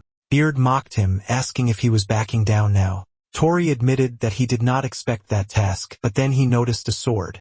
He felt more confident now that he had one. He was surprised when a sharp pain made him drop the weapon. His hand hurt. Beard reminded him that when he obtained the slime magic crystal, he went through a step where he let go of his weapon. So now he was in a state where he no longer had a weapon. Tori could not believe it. He questioned it, thinking that rule only applied to slimes. He wondered how he could possibly cut off the basilisk's head. Beard told him that the procedure for obtaining magic crystals had not changed. It warned that if he did not follow it, he would not get the magic crystal. Then it urged him to hurry, warning that he was about to be attacked. When he turned around, the basilisk's mouth was just inches away from him, and it inhaled deeply. Tori realized he was about to be hit with poison at point-blank range. He knew that flapping magic would not make it in time. He sprayed poison. Everyone was worried for Tori. Tori just covered his face with his arms, and when he opened his eyes, he saw that someone had protected him. He was dumbfounded. It was Cahal who took the hit for him. He asked him why. Cahal shouted at him to stop, saying he was trying too hard to do everything on his own. He declared that he did not do it for Tori. Instead, he did it because he was the guild master of Azure Flame Wings, that only when he showed what he was capable of would their guild truly shine. He grabbed Tori's collar and asked him if he was going to win, he should stop hesitating. Tori was caught off guard. Cahal then mocked him for joining his brother's guild and slacking off. He was pissed that Tori could not even move properly unless others helped him. Frustrated, he told him that if he thought he could do it, then he should prove it himself and not act like a hero just because he was in his brother's guild. He advised him that if there were people nearby, he should run ahead of them and not hold him back. He asked this idiot if he understood. While they were busy, the basilisk was about to hit them with its tail. Angus blocked the attack. Cahal clicked his tongue. He was frustrated that Angus was always stealing the credit. He lost his strength and he was in bad shape because of the poison. It made Tori panic. Angus told him he would take over, saying the basilisk's scales had already been peeled off. Now he would handle the final blow.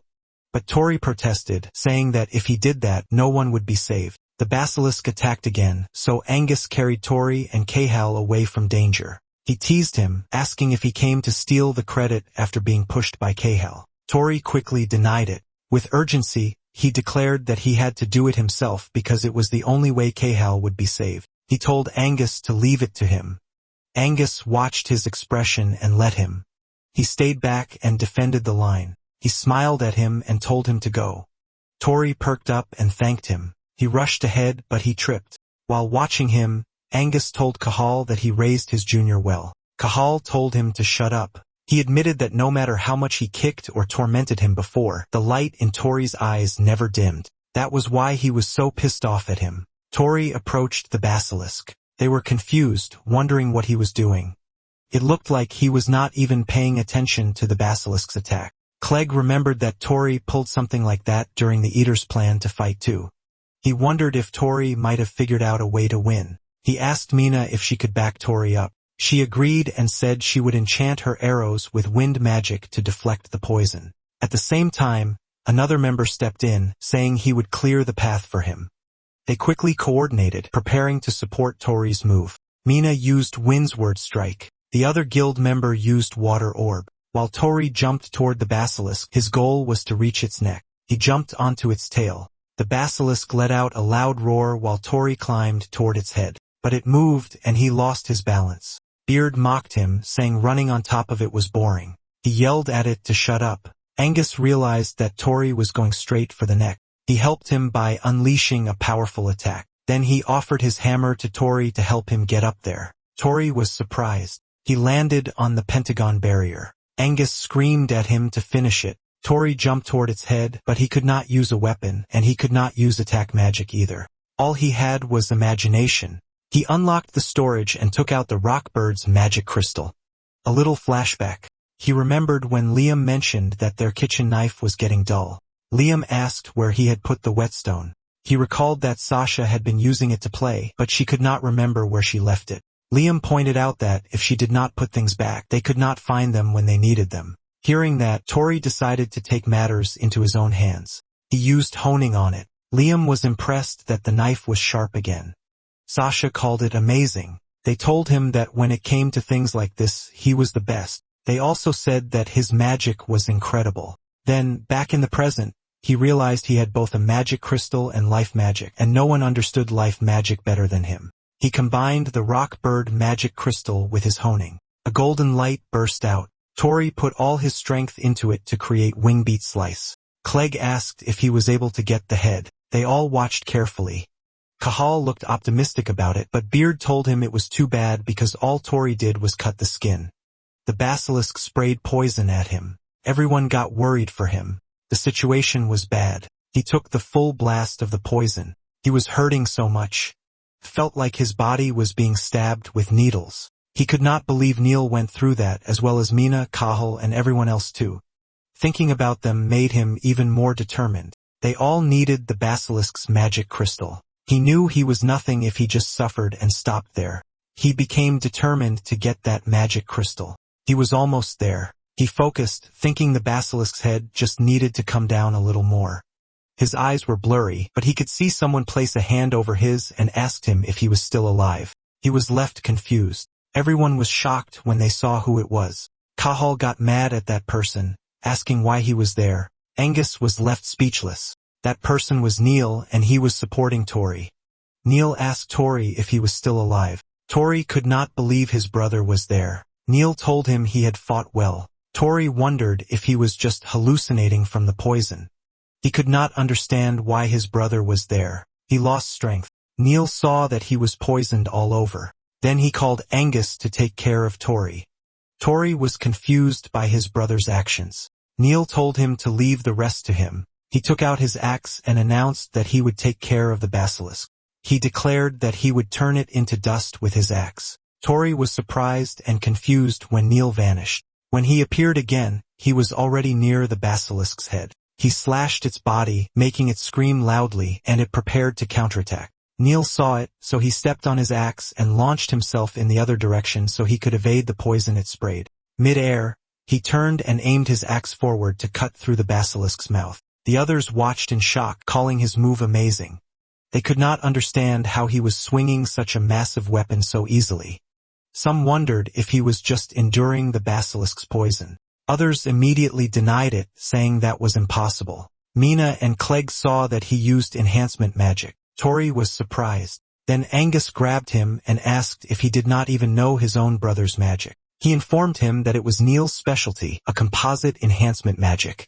Power surrounded Neil and began to surge. It boosted everything: stamina, defense, magic duration, attack power, and agility. He stacked every physical enhancement possible to crush his enemies. All they saw was a flash of white light tearing through fresh bone, leaving nothing but ruin.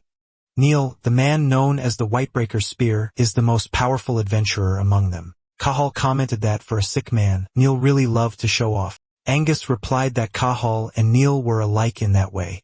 Tori stood there amazed. Angus glanced at him. He wondered if Neil had come to save his little brother or to undo the past. With Neil's condition, Angus also questioned whether he could defeat the basilisk on his third attempt 6 years earlier. A group of adventurers stood before a dangerous frontier. One of them asked if the land ahead was truly unexplored territory. Another confirmed it was, explaining that quest rank depended on how dangerous the land was. They wanted the Adventurers Association members' opinions before beginning the survey.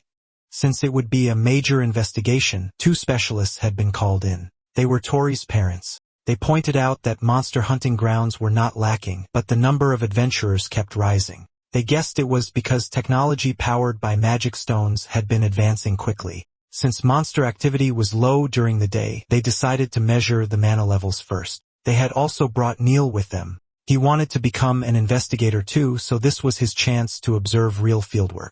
One of the members mentioned they had 4 children.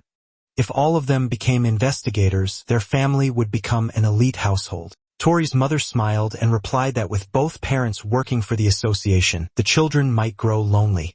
They rarely got to go home in this line of work. Their friend laughed and said that being an investigator meant long journeys far from home. Then he grinned and promised he would be Neil's bodyguard today. But in that moment, Neil suddenly felt something. In the blink of an eye, that man was swallowed whole by the basilisk. Everyone froze in shock. They had been completely caught off guard. Panic erupted as people screamed for everyone to retreat. The guards quickly formed a defensive line, determined to get the investigators out first. In the middle of the chaos, Neil stood frozen, unable to move. He was the basilisk's next target. His father shouted his name, then his dad ran straight toward him and was eaten instead. Neil saw it all happen with his own eyes. His mother grabbed him and tried to pull him away. Neil desperately tried to tell her what had happened to his father. But before he could, she was eaten too. As she vanished, she apologized to him. She entrusted his siblings to his care, and with her final words, she told him how much she loved him. Neil let out a scream that tore through the air. After that day, he became an adventurer and never stopped hunting this basilisk. 3 years ago, he finally found it, and he believed it was fate. But back then, the poison struck him down, forcing him to taste that same bitter defeat once again. But now it was his turn. He would not stop until he was satisfied. Neil declared that the basilisk was obligated to face him. Neil's eyes turned sharp. He cut straight through the basilisk's body. Tori froze. He kept staring at his brother, and he couldn't believe it. He couldn't believe that was his brother. The gap between them hit him hard. He realized he was nothing compared to him. His mind filled with thoughts. It broke when Angus asked if he was scared. Angus said that 3 years ago, Neil looked just like that when he faced the basilisk. It was clear Neil wasn't hunting. He was trying to kill it. He was enjoying its suffering, and it wasn't just because he was poisoned. Neil told him not to tell Tori. That's how deep his hatred ran. Then Angus dropped Cahal beside Tori. No matter the reason, he knew Tori didn't want to see Neil like this. He admitted he owed Neil for what happened 3 years ago, and he would repay that debt now. So he rushed forward. Cahal got annoyed. In the end, the Whitebreaker spear was taking all the glory. Out of nowhere, Beard spoke, bringing bad news.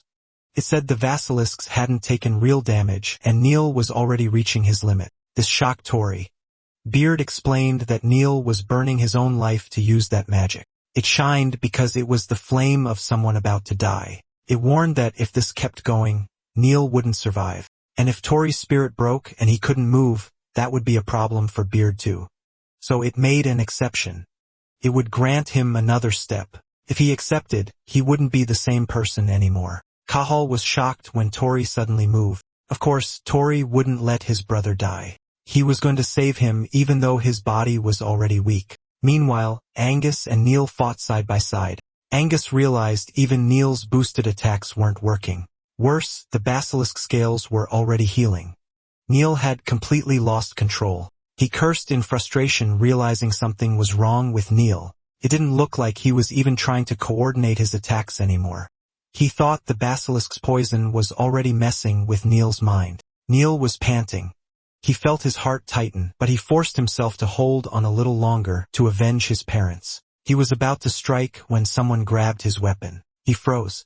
Tori gritted his teeth. Neil didn't expect him. He shouted at Tori not to stop him. He said the beast was his. Tori promised he would save him no matter what. That stunned him. Tori said they would go home together. They would see the morning sun again. Then they'd greet Liam and Sasha, laugh, live another normal day. Tori believed they could beat it together. Neil realized something. He remembered his mother's words to take care of Tori, Liam, and Sasha.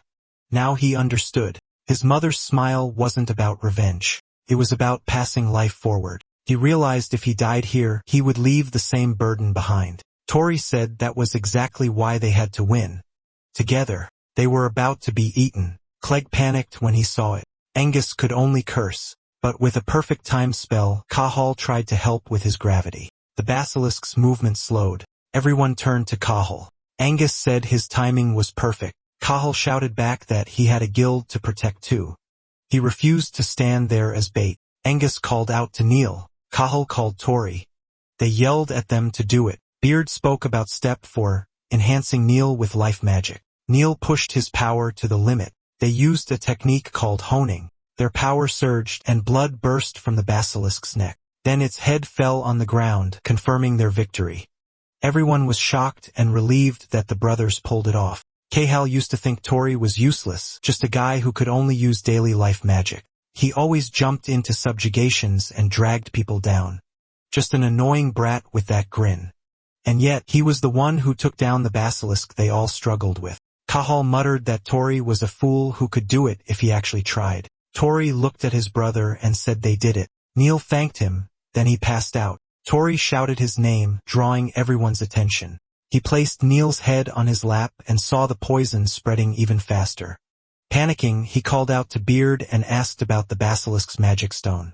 Beard said it should form at the base of the severed neck. Tori rushed over. Beard explained that normally, a magic stone forms through the usual process, but this time, they added a new step, mixing Tori's life magic with Neil's enhancement magic. It admitted it was curious what kind of crystal that would create. Tori snapped back.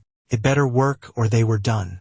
He finally reached the magic stone and quickly pulled it out. Beard noted how huge it was, twice the normal size. Tori told Clegg they got it. Clegg said to leave it to him. Tori asked if he could make the antidote. Clegg said yes and started crushing it. He broke it down with his dagger. Beard felt bad for the stone after all that work. Tori shut him down. People mattered more. The stone turned into raw power. Angus asked for an update. Clegg said he was still working. He listed the ingredients: basilisk stone powder, kelpie whiskers, and Tridana's medicinal root. All they needed now was firepower, but they ran out. The fight used more fire grass than expected. Tori realized he could help. He offered to use his daily magic to create fire. He focused and activated it. Ignite. Nothing happened. Angus saw it right away. He was out of mana. He said those two still needed more training. Then he tossed Clegg some flint and steel. Clegg caught it and said thanks and sorry. He made the fire by hand. Then he activated alchemy. Light swirled and mixed together, and the vial slowly filled with liquid. Tori asked if it worked. Clegg said yes. With confidence, he said his alchemy never fails. He promised to cure Neil completely. He made Neil drink it. Neil groaned. Then he threw up and passed out again. Tori asked if that was the poison. He saw the dark marks on Neil's body start to fade. Clegg explained that what came out was a lump of condensed poison that had been eating him from the inside. The damage from all those toxins would take time to heal, but the danger was gone. Hearing that, Tori finally relaxed. He was just glad his brother was alive. Then he passed out and dropped to the ground. Clegg was shocked. Angus suddenly realized Tori had absorbed a huge amount of poison too. He told everyone who could still move to help Clegg. He urged him to keep making the antidote without stopping. Beard spoke quietly. Even the adventure boy had pushed himself too far. Still, it said he did well. But then it noticed something. The basilisk had artificial magic cast on it. And more than that, basilisks usually live deep in forests, far from humans. One showing up here made no sense. Started to feel uneasy. Something big had started moving behind the scenes. The next day, the townspeople began rebuilding their homes. Clegg was on his way to the clinic. The doctor greeted him with a smile as he walked in. He said the medicine was incredible. Everyone who was poisoned was already recovering with no side effects. Clegg said that was great to hear.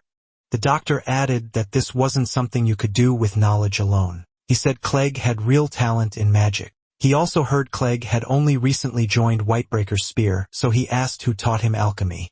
Clegg said someone taught him the basics, but after that he learned the rest on his own. The doctor grew curious about who that person was, but Clegg changed the topic. He said he came to check on Tori and the others. The doctor's expression shifted. That worried him. At the tavern, everyone raised their cups for a toast. The place was lively. Yahello talked about how he used gravity magic during the fight. The others praised him, calling him amazing. They shouted that their leader was the strongest. Angus told him he did well, just like he expected from his little bro. Annoyed, Yahello snapped back and told him to stop calling him that. He argued they weren't even trained in the same place. Their argument stopped when someone suddenly pinched Angus's ear. Angus yelled in pain. It was Clegg. He was annoyed they dragged their patients out just to drink. They explained that after a subjugation, they always celebrate everyone's hard work. They added that the Adventurers Association gave them rewards for the emergency mission, so it made sense to celebrate. Yahello complained it was only 1 gold coin each. For a job like that, it felt cheap. Someone pointed out that every guild in town took part in the fight. Then someone placed a hand on Clegg's shoulder. It was Neil. He said that when all the rewards were combined, it was actually a huge amount, enough to buy barrels of good alcohol. Neil showed up carrying exactly that. Clegg watched as Neil joined the celebration with a smile. Neil said it had been a while since he enjoyed this kind of fun as an adventurer. Seeing that, Clegg started to wonder maybe this was the real Neil. Then he said he came to check on Tori, but now he couldn't understand how things turned out like this. Mina overheard him. He found Tori, sitting there, drinking juice, surrounded by girls praising him nonstop. Clegg called him a creep. Mina warned him that anyone who ruins the mood deserves to be kicked by a horse. She told him to just drink too. Then she added, moments like this were rare, like finding an exotic beast. Clegg couldn't believe even Mina was drunk. He realized a lot of adventurers were like this. A woman excitedly asked Tori to show his life magic since he was so good at it. Caught off guard, he hesitated. They started talking about the ignition spell he used for cooking. Now excited, they asked him to show it. Someone quickly brought a candle. Tori focused. He used ignition. A few seconds passed. Nothing happened. Everyone froze. Tori was confused. He admitted it wouldn't light, and just like that, the whole tavern burst into laughter. Yahello scolded him, saying he missed the perfect chance to impress everyone. He complained this always happens with him.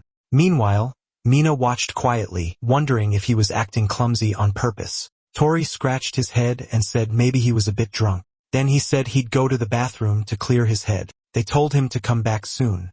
Clegg and Neil saw him walking toward the exit. He felt relieved the moment he stepped outside. Even though the poison was gone, his body still hurt. Looking back, he admitted his fighting was reckless, but he didn't regret it. The town was safe and his brother was alive. He smiled and muttered that he was glad he gave it everything.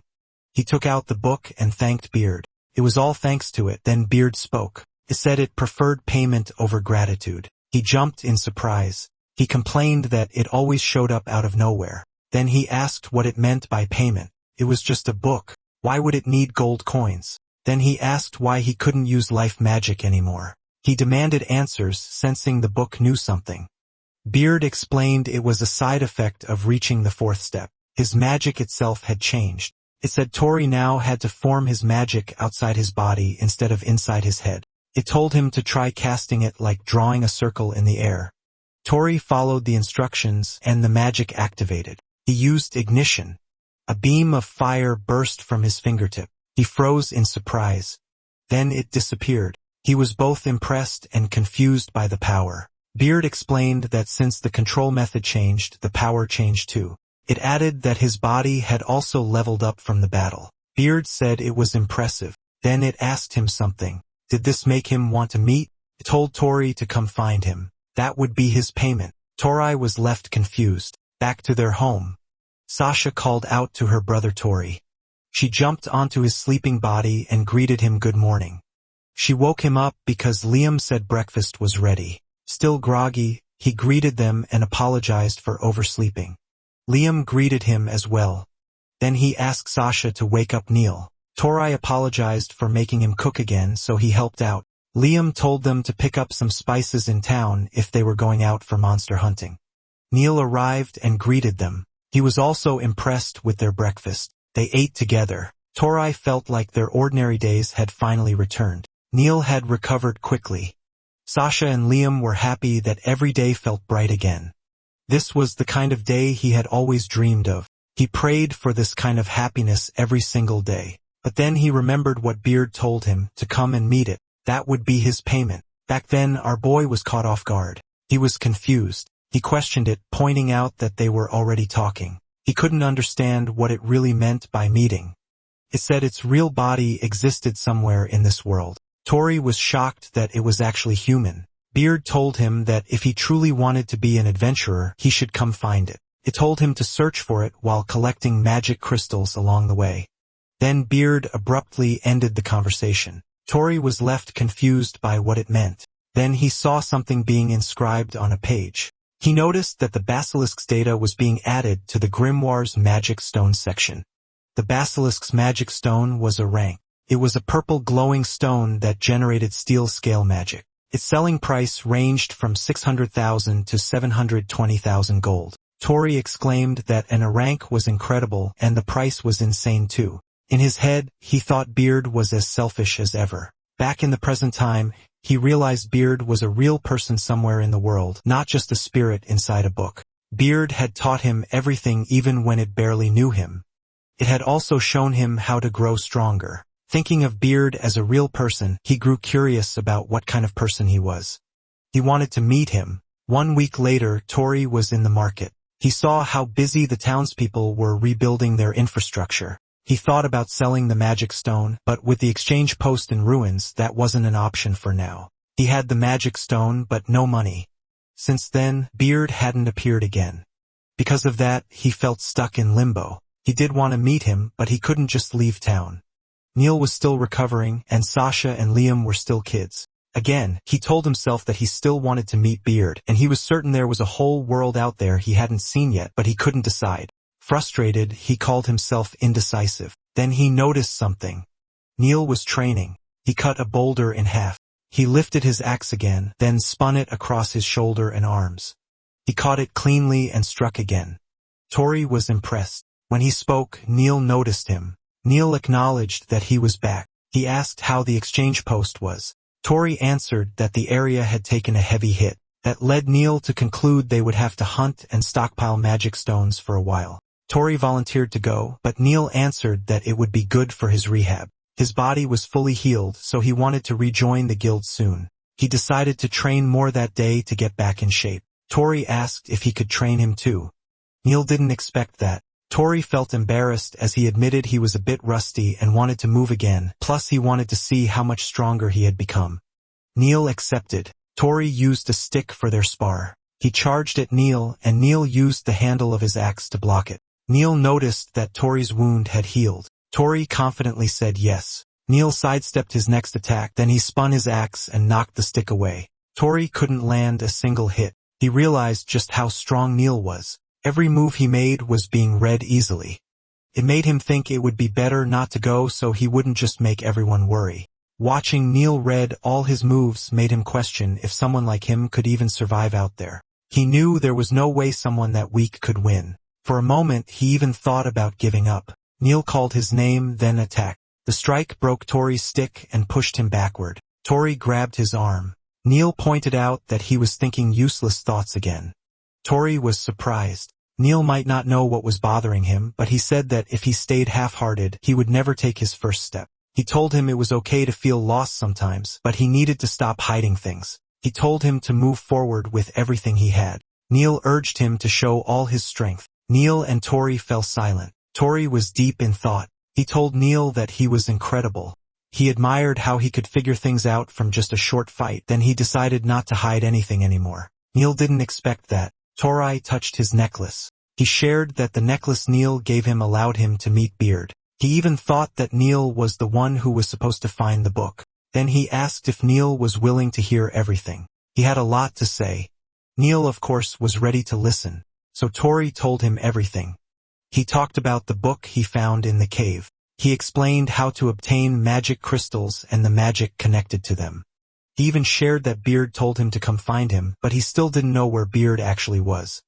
Through it all, Neil simply sat there and listened. He didn't interrupt even once. Neil realized that the world was full of strange things. He knew the magic necklace had that kind of power. He said the world was filled with things he never knew about, especially magic like that. He found it troublesome that Beard told Tori to come find him without saying where. To him, that sounded arrogant. Tori agreed that Beard was a selfish, overbearing jerk. Then Neil asked to see the book. Tori took it out and showed it to him. Neil looked at the book but couldn't see anything. Tori confirmed that he was the only one who could read it. Neil focused on it. Then he struck it. Tori was shocked. Neil could tell something was really there. Because of the attack, Beard woke up. Commented that it was powerful mana. Tori was startled when it spoke. Neil simply watched their interaction. Beard asked why he was still in town. It thought they were just having a small sibling quarrel. Tori snapped back, calling it selfish, insisting he never said he was going. After a brief pause, Neil spoke and told him to go. Tori was confused. Neil knew Tori was hesitating because he wanted to meet him. He pointed out that it's not like he couldn't go. He said that if Tori called himself an adventurer, then he should take that first step. The word adventurer caught Tori's attention. Beard pointed out that his guardian had already given him the green light, so everything was fine. But Tori was still unsure. Then suddenly he felt something. Neil attacked him. Tori was caught off guard, while Beard sounded amused. Tori asked what he was doing. Neil told him he would be his opponent until his hesitation was gone. Of course, Tori didn't expect that. Neil told him that the outside world wasn't just filled with strong monsters. He would meet people just as strong. He told him to think of this as a farewell gift. He told Tori to come at him with everything he had to show his first step. Beard was impressed. It said that if Tori couldn't even beat his own brother, then his journey would end before it even began. Tori didn't understand what he was supposed to do. Neil reminded him that his enemies wouldn't wait for him to be ready. He attacked and Tori had to duck. Neil used muscle enhancement on his right arm, then he swung his massive axe like it weighed nothing. Tori barely dodged. He asked if Neil was serious. Neil told him to be serious too. He made it clear that if Tori couldn't beat him now while he was still recovering, then he wouldn't stand a chance in the future. Hearing that, Tori clicked his tongue. He steadied himself. Then he used ignition. But in the next moment, Neil vanished. He appeared behind Tori and said he was too easy to read. Tori got hit on the head. He asked if Neil was really still in recovery.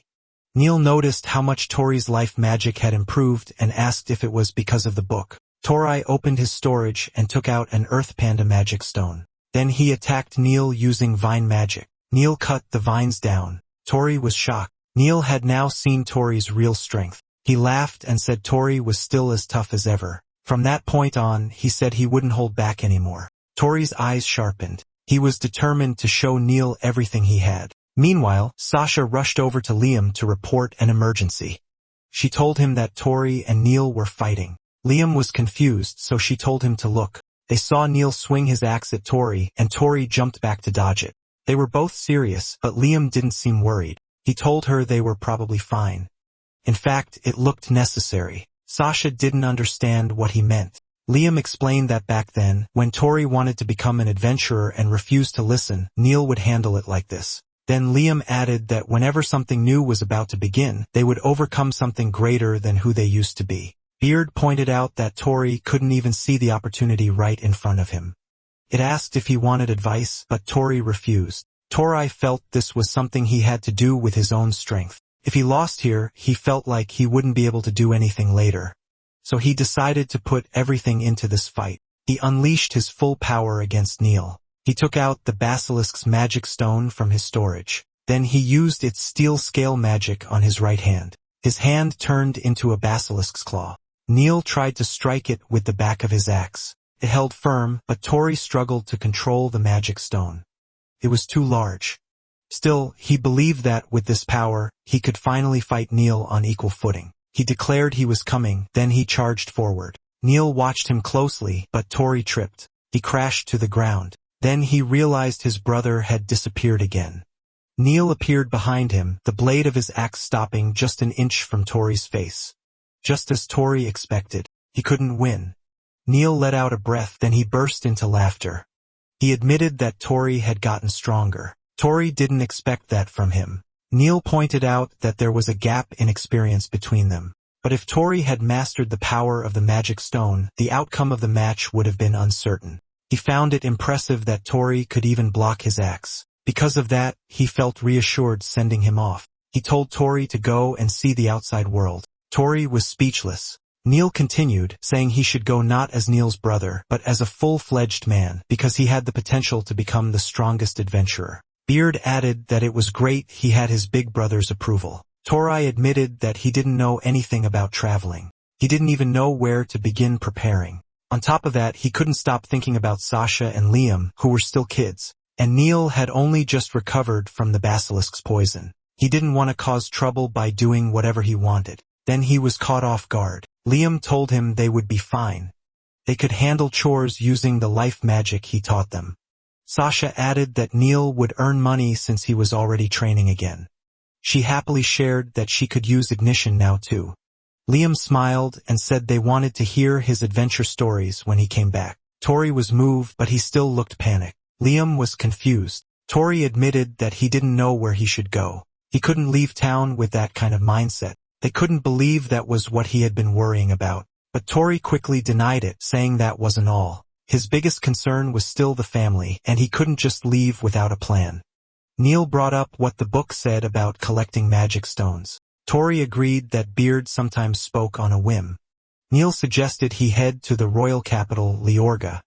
Hearing that, Tori repeated the name in surprise. Neil explained that the person who gave the necklace said they came from Leorga, so that would be the best place to start looking for clues.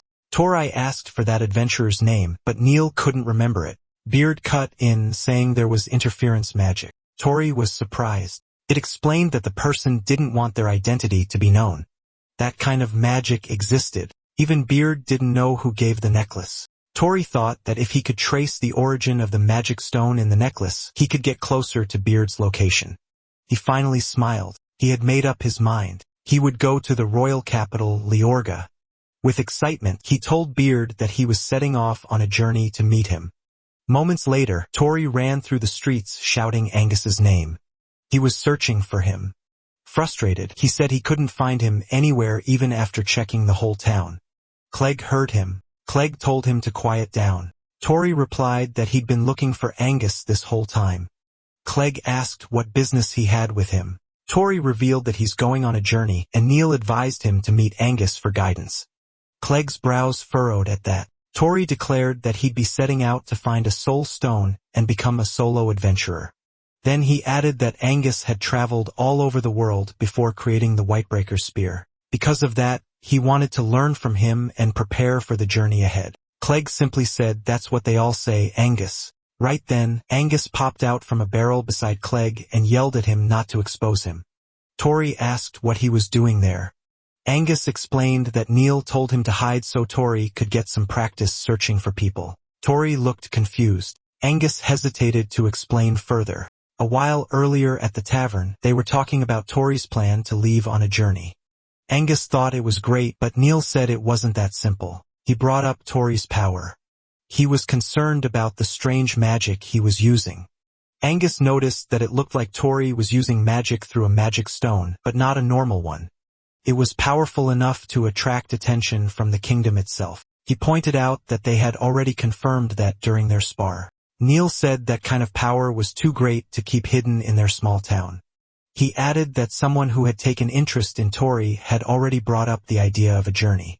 So he planned to take advantage of that opportunity. Angus realized that Neil intended to let Tori leave before rumors could spread. He commented that Neil was a thoughtful brother. Then he asked what Neil needed from him. At the present moment, Angus admitted he thought he would be asked for something cooler. Tori felt apologetic toward him. Then Angus blamed Clegg for spilling the beans. Clegg replied that he also had business with Angus. He casually said that he was going on a journey with Tori. Tori and Angus were stunned. Then Cahill suddenly showed up and loudly asked if they were going on a journey too. After the preparations, they were seen off at the village entrance. Neil asked Tori if he had forgotten anything. Tori replied that he was all set since he prepared well. Angus asked if he had the travel book he gave him. Tori took it out and said yes. Tori then asked Clegg if it was really okay for him to leave town. He remembered that his brother had been sick. Clegg answered that he had recovered thanks to the basilisk's magic stone. Then he thanked Tori for it. Tori said it was nothing, but he found it strange that Clegg was being unusually honest. Mina reassured Tori that his brother and sisters would be taken care of by the town's guild. She told him to enjoy his journey to the fullest. Tori started to apologize, but she stopped him and said that a thank you was enough at a time like that. Tori smiled and thanked her sincerely. He then told Clegg to thank Mina too. Clegg thanked her and promised to send his brother's living expenses every month from his guild savings. Mina said goodbye to Tori. She also mentioned how much they had helped the town. Tori simply smiled. Sasha walked up to her brother and handed him a set of straw dolls. He asked what it was. She told him it was an amulet. She explained that it was from her, Neil, and Liam, so Tori wouldn't feel lonely because they would always be together. Tori was touched. He patted her head and told her he would come back after traveling the world. Sasha asked if that was true. He promised that when he returned, he would tell her lots of amazing travel stories. He also told Liam to look forward to it. Liam said he would be waiting. Sasha hugged Tori. Liam held back his tears. Neil wore a quiet, sad smile while Tori grinned widely.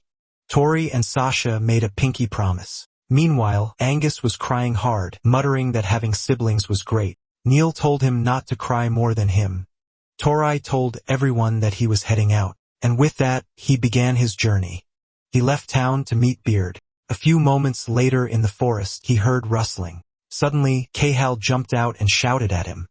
He accused Tori of being a fraud and a weak life magic user. He warned that the next time they met, he would expose his useless magic. Tori was startled. Cahill complained that he planned to use Tori more, yet he just left on a journey. He warned him not to come running back in tears. After saying what he wanted, Cahill said goodbye and left. Tori was left confused. Clegg said that was probably just Cahal's way of encouraging him. That made Tori smile. He decided he had to do his best. As they walked through the forest, Tori asked why Clegg suddenly decided to join him. Clegg said he would be too vulnerable alone. He also pointed out that Tori would feel safer with him around. That made Tori wonder if he was really that worried. Clegg added that he already had something to look for and had planned to leave town anyway. Curious, Tori asked what he was searching for. Clegg answered that it was his origin. Tori was speechless. Then the rustling bushes caught his attention. He thought Cahal had come back to say more. He called out his name, but Clegg suddenly yelled at him not to move. Tori froze, confused, then he felt it. He asked what it was. His face turned tense while Clegg grew serious. Something was behind the trees. Some creatures emerged from the darkness. Tori was surprised to see those monsters. Clegg immediately recognized them. They were vampiric monsters, sufferbats. Tori was confused about the vampiric part, so Clegg explained. Those creatures didn't just suck blood from their prey. They could share the magic they drained from one individual across the entire swarm. Tori couldn't believe it. Clegg added that even if they drained Tori's magic, it would only give them a small boost. Tori called him out for mocking him, but Clegg warned that if they drank his blood, they would grow 5 times stronger and attack even more aggressively. Tori told him to make sure that didn't happen. He couldn't help but be impressed. Clegg was like a walking monster encyclopedia. Clegg told him it wasn't the time for that. The creature shrieked and lunged at them. Clegg pulled out slime magic stone powder and bright worm magic stone powder. He shouted for them to mix. The reaction created a glowing potion. The flash of light blinded the bats and they dropped to the ground. Tori asked if they were weak to light. Clegg confirmed it. They would be too dazzled to move. Then Clegg struck them down. Tori picked up something new from that. Beard sounded amused. It noted that the enemies were super bats. It said they should begin immediately and was about to explain the steps, but Tori stopped it. He admitted the situation was bad, but he wanted to fight without relying on Beard this time. Beard agreed and let him handle it his way. Tori was surprised at how easily it agreed. Beard reasoned that since he had already defeated a basilisk, this should be simple. It was showtime. Tori let out a small laugh. He felt fired up. Clegg, however, was worried. Tori couldn't even use life magic anymore. But then Tori pulled out a flame scroll. He activated soil illumination. Light burst out, blinding several superbats at once. The creature shrieked. Even Clegg had to endure the brightness. He wondered what Tori had just used. Clegg was confused. Tori wasn't supposed to be able to use life magic anymore. Then it hit him. Was that life magic? Tori called out to him and asked him to be his strategist, to leave the plan to him. Clegg was caught off guard. Tori explained that Clegg had knowledge, experience, and stayed calm under pressure. That made him perfect to give instructions. He asked him to guide him and teach him along the way. Clegg didn't respond, so Tori called his name again. Clegg paused. He remembered something someone once told him. When he had enough knowledge and experience to overcome anything, when he had truly grown into himself, he should meet someone. He had once been someone's strategist. That memory made him smile. He agreed. Tori was surprised by the sudden change in his expression. Clegg told him that in exchange, Tori would be the infantry, and he had to follow every instruction exactly. Tori questioned why he had to be the infantry. Clegg told him to stop talking. Beard laughed, clearly amused by the dynamic. He said this was an interesting partnership. It would sit back and watch from the best seat. Tori told it to stay quiet since it couldn't even see Clegg. Then suddenly they both reacted. The superbats were coming back. Tori noticed their numbers had increased.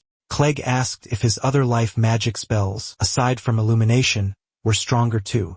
Tori said yes. There were different kinds now, but they needed extra steps just to gain a small boost. Clegg said that compared to the basilisk, these things were nothing but gnats. Tori said he was counting on him. Then suddenly, Clegg scratched his arm. Tori was alarmed. He asked what he was doing. Clegg reminded him that superbats were vampiric monsters, and his blood was packed with magic power. To them, it was the ultimate feast. And with that, he planned to wipe them out. Clegg took out mandrake powder and dried mint. He smashed the vial onto the ground. The strong smell instantly caught the attention of the superbats. Every single one of them flew toward the spot where the vial shattered. Tori stared in shock. The monsters were actually retreating. Clegg explained that super bats were extremely weak against powerful smells. He told Tori to carefully watch their movements. Tori immediately focused, and soon he sensed where they were heading, the cave. Clegg then threw another vial filled with his own blood. He aimed directly at the cave entrance. The vial shattered the moment it hit. In an instant, all the sufferbats rushed toward the cave. Tori quickly understood the pattern in their movements. Clegg shouted that he was counting on him. At that moment, Tori finally realized the entire plan. He would use his life magic to completely destroy the nest, and once the monsters gathered together, he would release the spell at full power. Our boy immediately created a huge-ass magic circle. Beard looked amused as the magic circle formed in front of them. Tori concentrated all of his power into it, then he unleashed ignition. Flames exploded violently through the cave. The sufferbats were instantly swallowed by the fire. Even Clegg stared in awe. The cave continued burning non-stop. Tori nervously asked if it had worked. Clegg grinned and answered yes. The two of them immediately smiled and exchanged a fist bump. Beard suddenly asked whether they weren't going to collect the magic stones. Tori instantly remembered the sufferbats' magic stones. He hurriedly gathered the remains into his hands. Then his expression froze. The magic stones had not crystallized at all. Tori could only stare in despair. Clegg looked confused and asked whether monsters were supposed to leave behind magic stones after being defeated. Tori relayed the question to Beard. Beard admitted that it had assumed the same thing too. It then pointed out that this was exactly why Tori needed to follow the proper harvesting procedure properly. Tori immediately warned Beard not to casually talk in front of Clegg. But before they could continue arguing, Beard suddenly asked another question. Was it really okay to leave the cave burning like that? The moment they looked around, their faces turned pale. Even the forest had started catching on fire. Clay cried out that this was bad. He complained that Tori's magic was way too powerful. He reminded Tori that he had specifically said he was counting on him. Beard asked whether this was really the time to argue. Pointed out that their escape route was already completely blocked by the flames. Tori immediately shouted back and asked if this was seriously the time to keep arguing. The fire around them continued growing larger. Tori panicked and asked whether Clegg had any magic capable of putting the fire out. He asked if Clegg could at least use water magic or something similar, but Clegg replied that he could only use life magic. Then suddenly, an idea flashed through Tori's mind. If it was a preservation-type spell, then maybe it could work. Tori immediately got to work. By now, his life magic had already reached a fairly advanced level. Clegg suddenly felt the surrounding air turn cold. Even Beard looked amused. Tori activated the spell, Chill. A massive magic circle spread across the sky above them, and moments later, ice began raining down from the air. The surrounding trees rapidly froze solid. The flames were instantly extinguished. Tori sighed in relief. The fire was finally gone, but now the three of them were left shivering from the freezing cold. Clegg complained that Tori had frozen literally everything around them. Tori awkwardly admitted that he still couldn't control the spell properly. Then suddenly, a voice echoed nearby. She declared that she had finally found them. At the same moment, a spinning shield wrapped in chains flew straight toward them. Clegg noticed the attack first. He immediately grabbed Tori and pulled him away to evade it. Tori stared in shock. The spinning shield slammed into the ground with terrifying force. The impact alone caused the earth to cave in. Tori looked completely confused as he stared at the strange weapon. Then the attacker finally revealed herself. She angrily demanded to know if they were the ones responsible for creating this disaster. Tori and Clegg were both too stunned to even respond. The yellow-haired woman introduced herself as Alba, and she swore that she would never forgive criminals like them. The woman was an elf. She pulled the chains connected to her shield and lifted the weapon off the ground. She called them villains. Tori stared at her in surprise. She swore that she would never let them escape. Then she launched her shield toward Tori again. The attack smashed into the ground and shattered it apart. Tori immediately realized how terrifyingly powerful she was. Clegg pointed out that the situation was bad, since they were dealing with an elf. He explained that the elf race possessed magical power said to be the peak of all living beings, and their intellect far surpassed that of humans. Not only that, elves lived incredibly long lives, meaning their combat experience was on a completely different level. And on top of all that, an elf's magic power was said to be around 10 times greater than a human's. The spinning shield suddenly flew toward them again. Tori quickly ducked to avoid it. Then she immediately launched it at them once more, forcing Tori and Clegg to keep running. Tori shouted that he didn't remember ever doing anything that would offend an elf. But Clegg immediately pointed out that he had burned an entire forest and then frozen the whole thing solid afterward. The elf yelled at them to stop pretending. She accused them of being the ones who attacked their village. Tori asked in confusion what she was even talking about. She grew even more annoyed at his clueless act and declared that he wasn't fooling her at all. She called him the worst while continuously attacking him with her shield. She stated that she had seen him together with the superbats earlier and demanded to know what excuse he had for himself. Tori repeated the word in confusion. Superbats? Even Clegg looked confused. She was obviously talking about the monsters they encountered earlier. Tori barely avoided another attack. Fortunately, they had already reached a small cliff. The two of them immediately jumped down. Now the elf grew even more furious, believing they had been hiding from her the entire time. She yelled at him to stop running and called him a coward. She demanded to know where he had gone. While running, Tori quietly asked Clegg if there was an elf settlement nearby. Clegg replied that elf settlements normally shouldn't exist this close to human territory, but after seeing everything, he wasn't so sure anymore. Tori quietly agreed. Then he shouted toward the elf that they had absolutely nothing to do with the Su-Forbats and that this was their first time entering the area. He admitted that burning the forest had been their fault and offered to apologize, begging her to at least listen to their explanation. But she immediately screamed at him to shut up. She revealed that once they disappeared, the Su-Forbats would regain their senses and the village would finally return to normal. Tori and Clegg reacted in complete confusion, unable to understand what she meant. Clegg admitted that he had no idea either. But there was one thing he noticed. Despite being an elf, she still hadn't used a single spell. She had only been attacking them with her shield the entire time. That made him feel like she was testing them for something. Then suddenly, she noticed him. Now she had finally located where they were hiding. Tori couldn't believe that she had already spotted them. Clegg informed him that elves naturally possessed incredibly sharp eyesight. He told Tori to move back immediately, but at that exact moment, a Su-Forbat suddenly attacked him. Clegg was slashed across the shoulder. Even Alba looked surprised by the sudden attack. Tori immediately became concerned. Then all of them noticed the incoming swarm of Su-Forbats approaching from above. Tori quickly asked if Clegg was okay. Clegg groaned in pain while holding his shoulder. At the same time, Alba started reconsidering her assumptions. She realized that they might not actually be controlling the Su-Forbats after all. Tori suddenly wondered if one of the monsters had escaped earlier when he burned the nest. The moment that thought crossed his mind, his expression froze in shock. More Su-Forbats were arriving. He shouted in disbelief and asked why there were still so many left. Then Beard finally explained the reason. It told him that the Su-Forbats had drunk Clegg's blood earlier, which made them significantly stronger. Tori couldn't believe what he was hearing. Beard explained that Su-Forbats were hive-mind monsters that shared the magical energy they absorbed through blood. The one that escaped after Tori used life magic most likely spread that power to the rest of the swarm.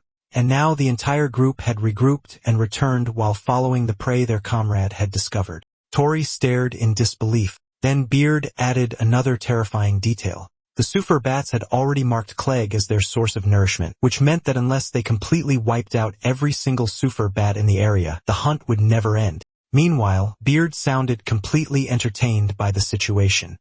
It declared that things were finally starting to get fun now. The Su-Forbats attacked. Tori immediately grabbed Clegg and warned him to watch out. He carried him over his shoulder, but Clegg shouted that he could still run on his own. Tori immediately told him to shut up and stop trying to act tough. Alba looked completely flustered by the scene. Tori noticed her reaction. Without hesitation, he grabbed her arm. The sudden contact shocked her, then he dragged her along so all three of them could escape together. Alba looked confused and asked why they were running in the first place. She told them they should just order the Su-Forbats to stop. Tori immediately cut her off and shouted that he had been telling her from the beginning that it didn't work like that. He warned her that once the monsters suck someone's blood, that person would become their prey as well. Clegg noticed the swarm rapidly catching up behind them, and his condition wasn't looking good either. He quickly pulled out several vials. He took out Dryad's lost seed, fly moth powder, and an Ashawa grass ingredient. Then he mixed everything together. A bright light instantly burst from the mixture. At the same time, the wound on his arm started healing. Alba stared in amazement when she saw the alchemy magic. She quickly asked if he was a healer. Clegg replied that he had simply used a healing potion. Then he immediately told Tori to put him down. Tori asked if he was sure since he could continue carrying him while running, but Clegg ordered him to stay still for a moment. Alba quietly realized that there was actually a healer among them. Meanwhile, the Sufferbats continued closing in. Tori raised his fingertips. Water slowly formed around them, then he activated Chill. The charging Sufferbats instantly froze in midair, and moments later, their frozen bodies started falling from the sky. Alba stared in awe after witnessing the monsters freeze solid. Clegg immediately asked Tori how many more times he could still use that magic. Tori admitted that he barely had any mana left and probably couldn't cast the spell many more times. Alba suddenly called out to him, but Tori impatiently answered that he didn't have time for this right now.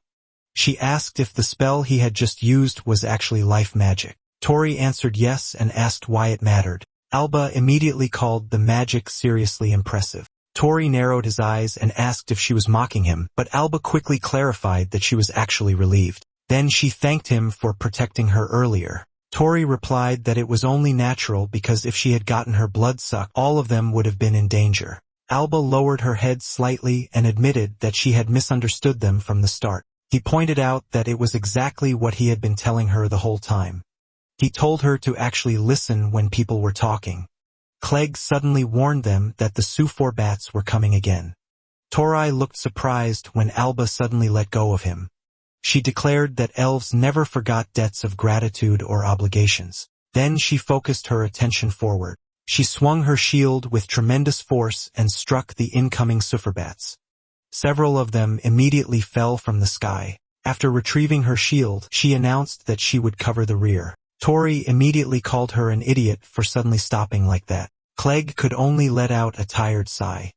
Then Clegg pulled out several more vials and declared that his wounds were already fine enough for him to fight again, but Tori advised him to rest for at least a little longer. Our boy insisted that fighting was his responsibility. Then they noticed Tori beginning to cast another spell. He unleashed Chill. A large number of Sufferbats instantly froze in midair. But Tori admitted that he only had a few casts remaining, so he quickly asked Clegg if he had any plan capable of wiping the monsters out completely. Clegg replied that at this point, they might just have to brute force their way through it. Tori immediately agreed. Then he told the elf to back Clegg up. Alba reminded him that her name was Alba. Together, the three of them focused on annihilating the incoming Sufferbats. Meanwhile, Beard watched the entire scene with amusement. He commented that they actually made quite a nice group. Alba naturally filled the role of defender. Clegg, as their healer, handled support and recovery, and Tori naturally became the attacker responsible for offense. Beard declared that this was what a proper party setup looked like. The sight made it nostalgic for the old days, and now it was looking forward to seeing what this group could truly accomplish. The Sufferbats came charging toward them again. Tori complained that there were way too many of them. He decided that he would burn them again to reduce their numbers. He immediately created a magic circle to activate ignition, but Alba suddenly stopped him. Tori looked shocked. He scolded her for recklessly jumping in front of him like that because it could have gotten them killed. Alba immediately reminded him that he was the one about to burn the entire forest down again. Tori had absolutely no comeback to that because she was completely right. Clegg quickly told him not to make the elf angry again. Tori then asked how they were even supposed to defeat the swarm at this rate. Alba calmly replied that they would simply crush them head-on. Tori stared at her and muttered that she was just an elf musclehead. Clegg immediately reminded him not to judge her based on appearances alone. Meanwhile, the number of Sufferbats continued increasing. At this rate, their mana would eventually run out completely. Clegg pointed out that Alba's attacks were currently buying them valuable time. But even so, he had no intention of forcing a single elf to handle everything alone. Then he cast Dissolve. His plan was to first create an opening in the swarm.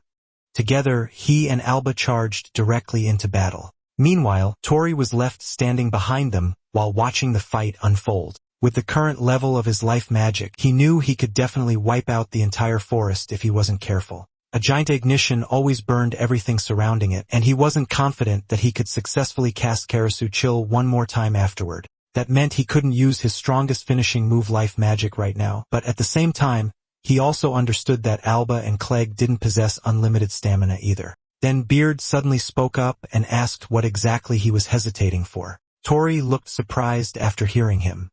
Beard reminded him not to forget that he already possessed real power. Those words immediately made him think deeply. First, he considered Eats Planda's vine magic. Second, Rockbird's wing beat magic.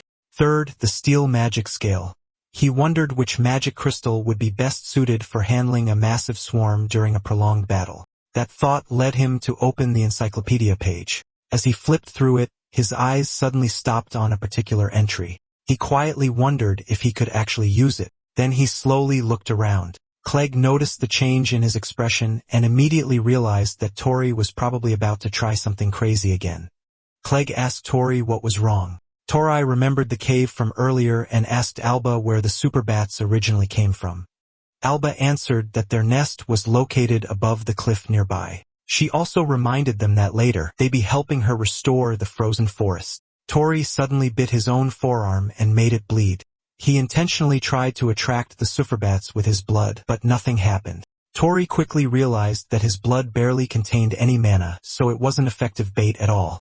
Clegg immediately shouted that the exact same plan had already failed earlier. Tori muttered that the Superbats were greedy little monsters. Then something suddenly clicked in his mind. The monsters weren't attracted to blood itself, they were attracted to mana. He immediately unlocked his storage. Then he pulled out Rockbird's magic crystal. The moment the crystal appeared, the Sapphire-bats instantly went into a frenzy. Tori continued holding the crystal in front of them, and as expected, the entire swarm started chasing him. After all, mana crystals were basically pure mana lamps to creatures like them. Then he moved to the next step of his plan. Without warning, he grabbed Alba's arm. The sudden action startled her. Tori quickly apologized and told her to just cooperate with him for now. Clegg immediately demanded to know what he's planning. Tori simply told him to trust him and declared that he'd leave the rest to Clegg afterward. He also told him to come once everything was over. Tori thought to himself that if the Suffer-bats were fed mana-rich blood, they'd continue multiplying endlessly. And since he couldn't freely use large-scale magic right now, there was no way to shake them off normally.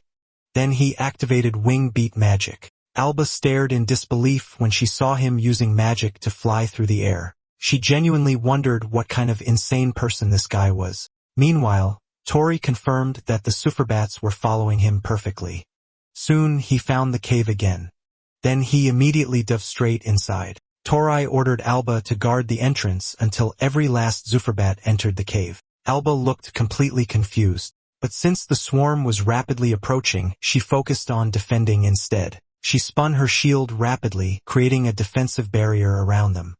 Then she demanded to know what exactly he was planning to do in a place like this. Tori prepared to cast another spell, but just before activating it, he stopped for a moment and admitted that he was about to do something incredibly reckless. And according to him, the final step depended entirely on Clegg. Alba had absolutely no idea what he was talking about. Then she noticed even more Sofferbats pouring into the cave. She declared that every nearby Sofferbat had already gathered inside. Tori apologized to her in advance for dragging her into this mess.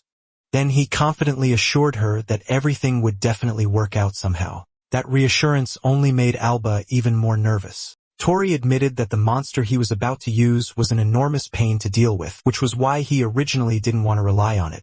Then he activated Strala's storage unlock and called forth the basilisk's magic crystal. Tori declared that the rest was now in the strategist's hands. Then he unleashed deadly poison magic. Poison rapidly filled the entire cave. After the Sufferbats were completely dealt with, Tori suddenly got smacked on the head hard enough to leave a huge bump. Naturally, the one who hit him was Clegg, who looked genuinely furious. Tori awkwardly tried to laugh the situation off. Clegg stated that every Sufferbat in the area had been wiped out by the poison. Then he demanded to know what Tori would have done if he hadn't been there to save him afterward. Tori immediately answered that he completely believed Clegg would rescue him no matter what. He confidently declared that he trusted him entirely. Clegg became completely speechless after hearing that. Tori then pointed out that somehow they still managed to pull everything off in the end, and that was what truly mattered. Alba immediately shouted at him, asking how the situation was possibly something worth celebrating.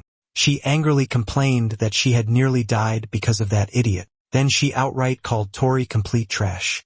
She loudly declared that she absolutely refused to forgive him. Clegg immediately agreed and stated that he wouldn't forgive him either. Meanwhile, Tori continued insisting that they technically won in the end, but Alba refused to let the matter go so easily. Moments later, Tori held the remains in his hands. But the moment he touched it, the material crumbled back into ordinary sand again. He sadly realized that turning it into a proper magic crystal really wasn't easy. Clegg asked if he had failed again. That was when Tori learned that creating magic crystals wasn't guaranteed to succeed every time. Suddenly, they heard a scream nearby.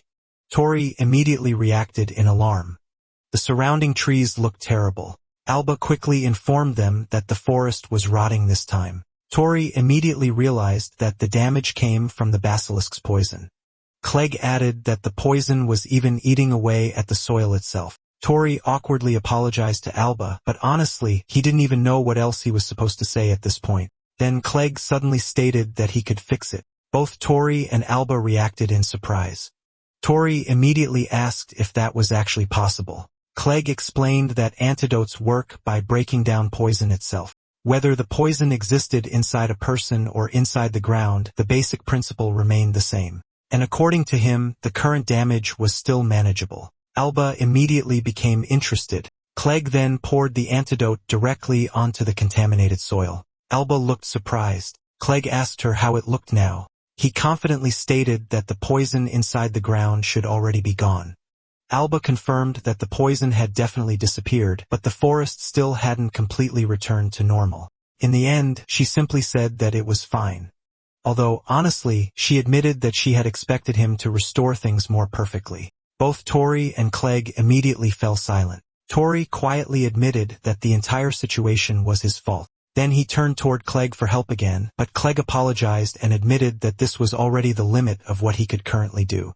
Tori quietly answered that he understood. Then suddenly, Beard spoke up. It reminded Tori that evolved magic existed for situations exactly like this. Tori nearly jumped after suddenly hearing Beard's voice again.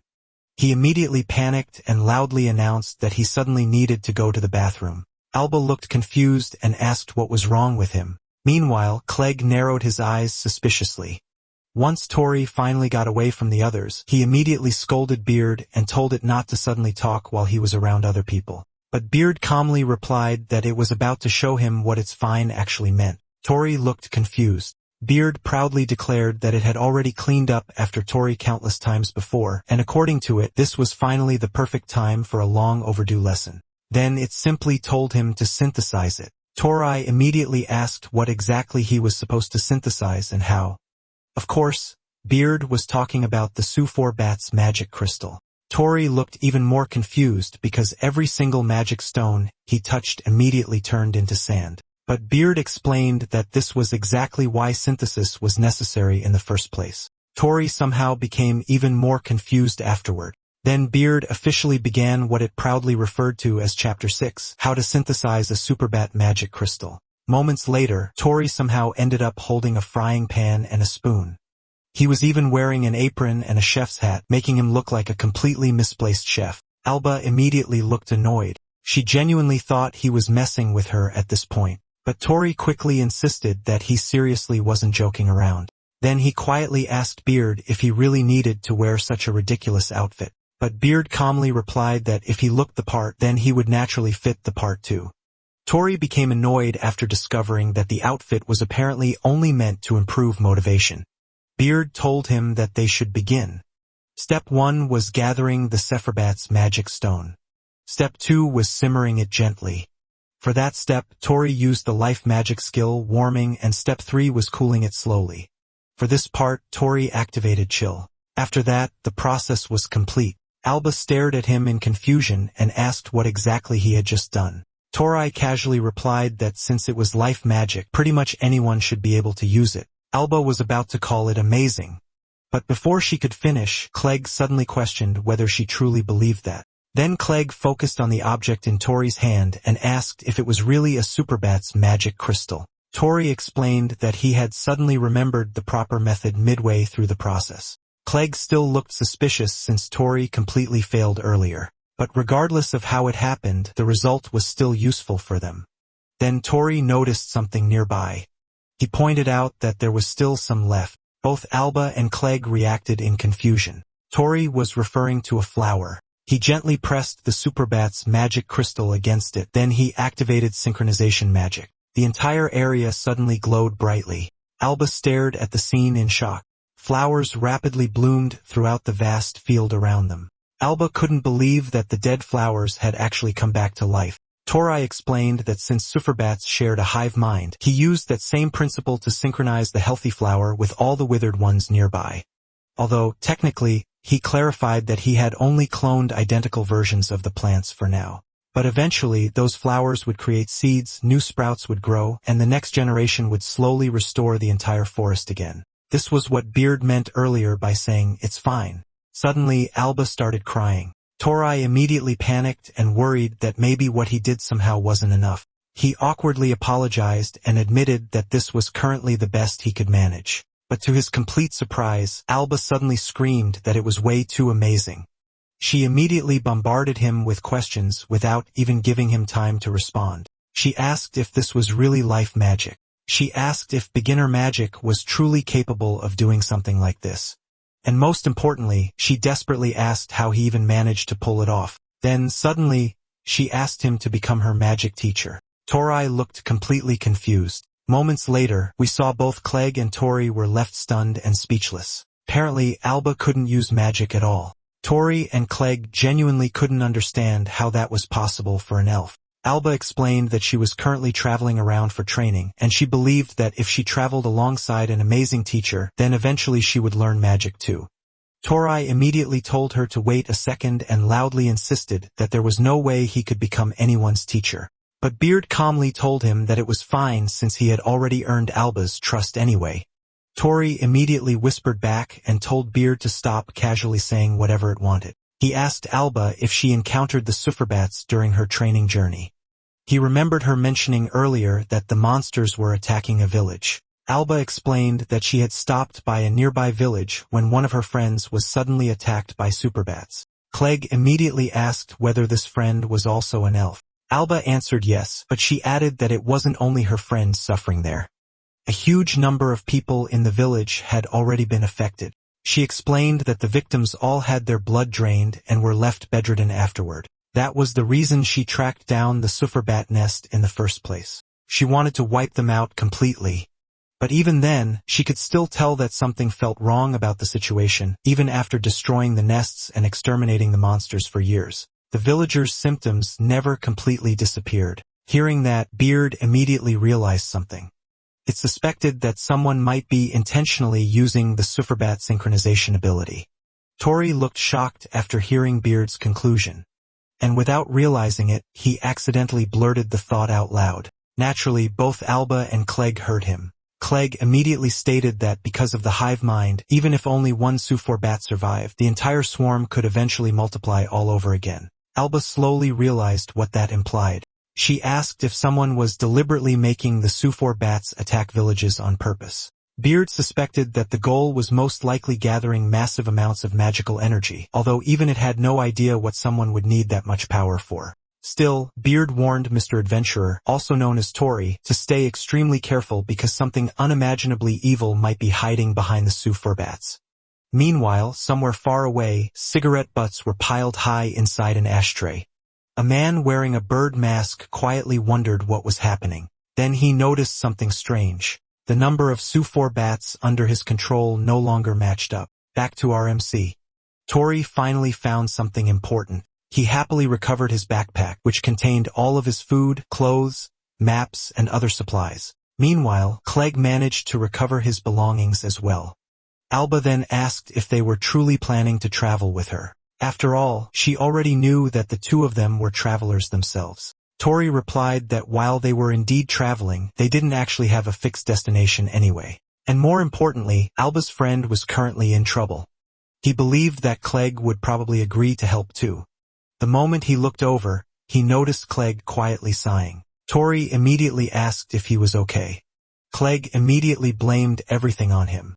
He complained that Tori kept recklessly throwing around flashy life magic while also failing at making magic crystals in the weirdest possible ways. At this point, he genuinely needed some proper rest. Then Clegg told Alba to lead the way and declared that he would even cover the inn fees. Alba immediately asked if he was serious. She reminded him once again that elves never forgot debts of gratitude or obligations. Then she excitedly invited her master to head out together. Tori immediately protested and loudly declared that he never agreed to become her master. Meanwhile, Clegg stayed quiet for a moment before suddenly grimacing in pain.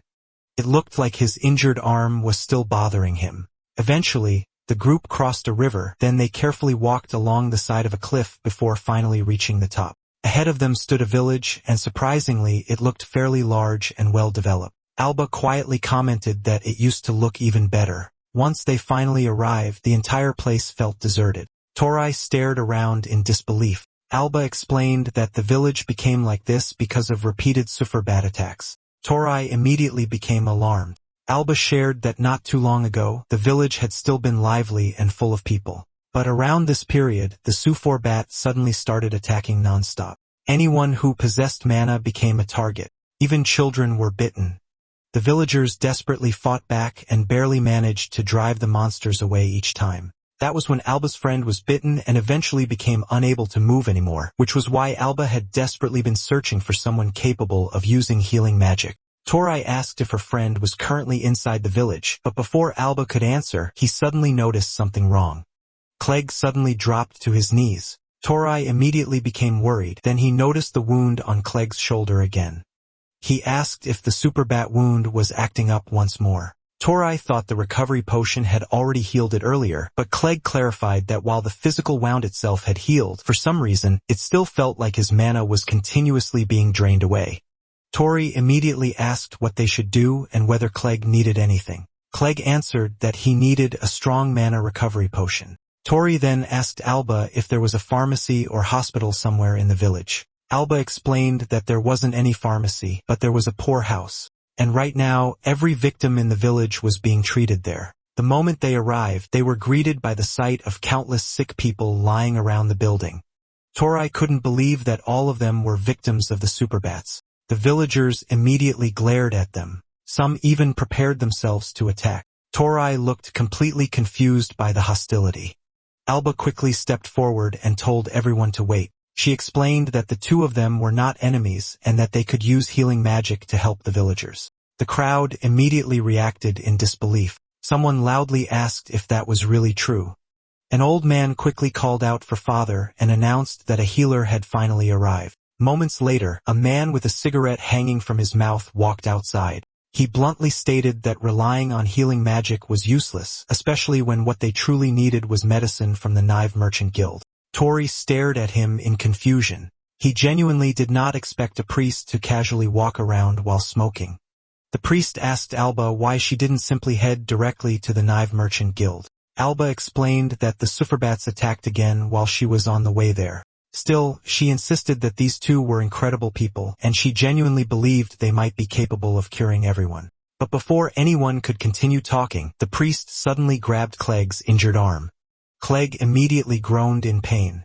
The priest calmly observed the wound and concluded that several hours had already passed since the bite occurred. Although healing magic had treated the surface injury, the root cause itself remained untouched. He immediately classified Clegg as another victim of the so-called vampirism incident. That being said, the priest openly admitted that he doubted the two of them would actually be useful. Still, he promised to examine Clegg properly later. For now, he simply advised him to rest. Then, without hesitation, he casually referred to Clegg as a quack. Clegg froze in disbelief after hearing that. Meanwhile, Tori immediately became offended and warned the priest to watch his mouth. Alba quickly stepped in and explained that although the man was foul-mouthed, he was still a benefactor to the village. And according to her, he was also the person who saved Eva. Clegg immediately asked who Eva was. Alba then guided them toward a green-haired girl lying nearby.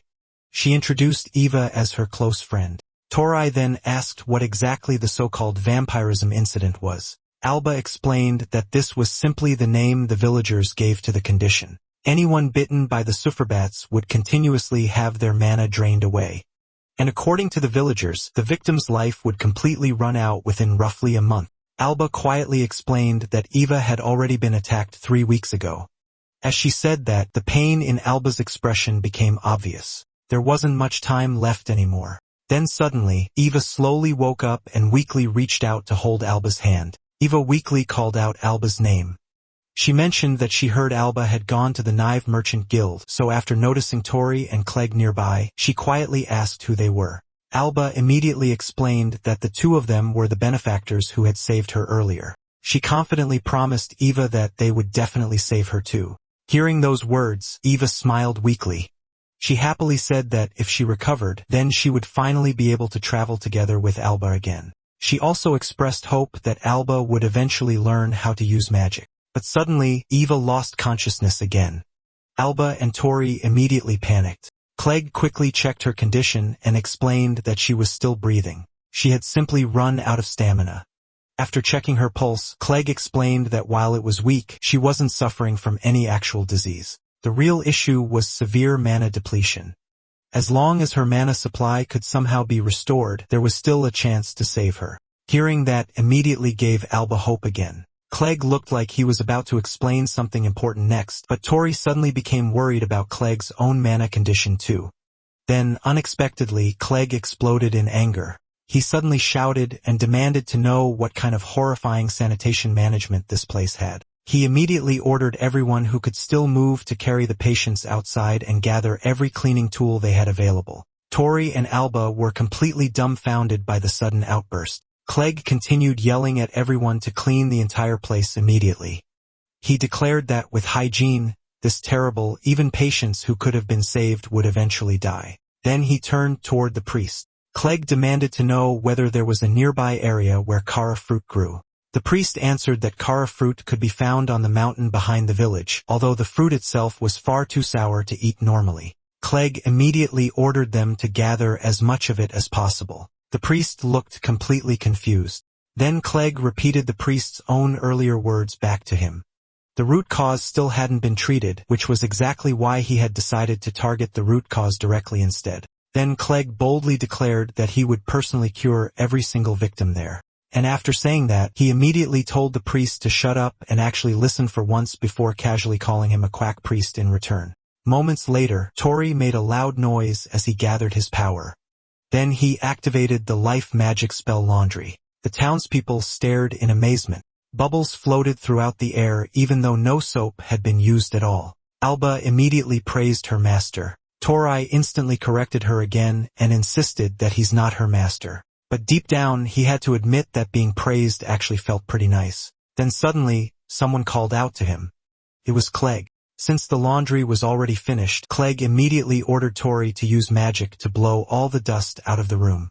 And after that, he'd also need to repair every bed. Clegg made absolutely sure that Tori's life magic was being fully utilized. As a result, both Tori and Alba ended up working non-stop.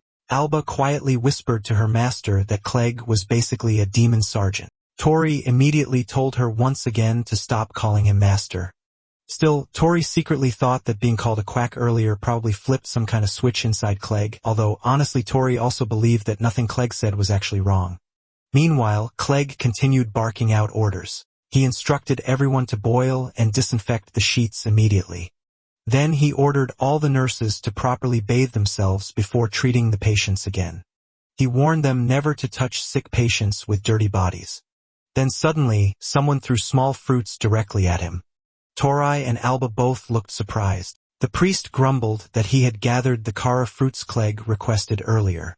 Clearly annoyed, he sarcastically asked whether Clegg was planning to make desserts with them or something. Clegg immediately fired back and declared that the priest was the real quack here. Then he clarified that the fruits were actually for creating medicine. The priest looked puzzled by that answer.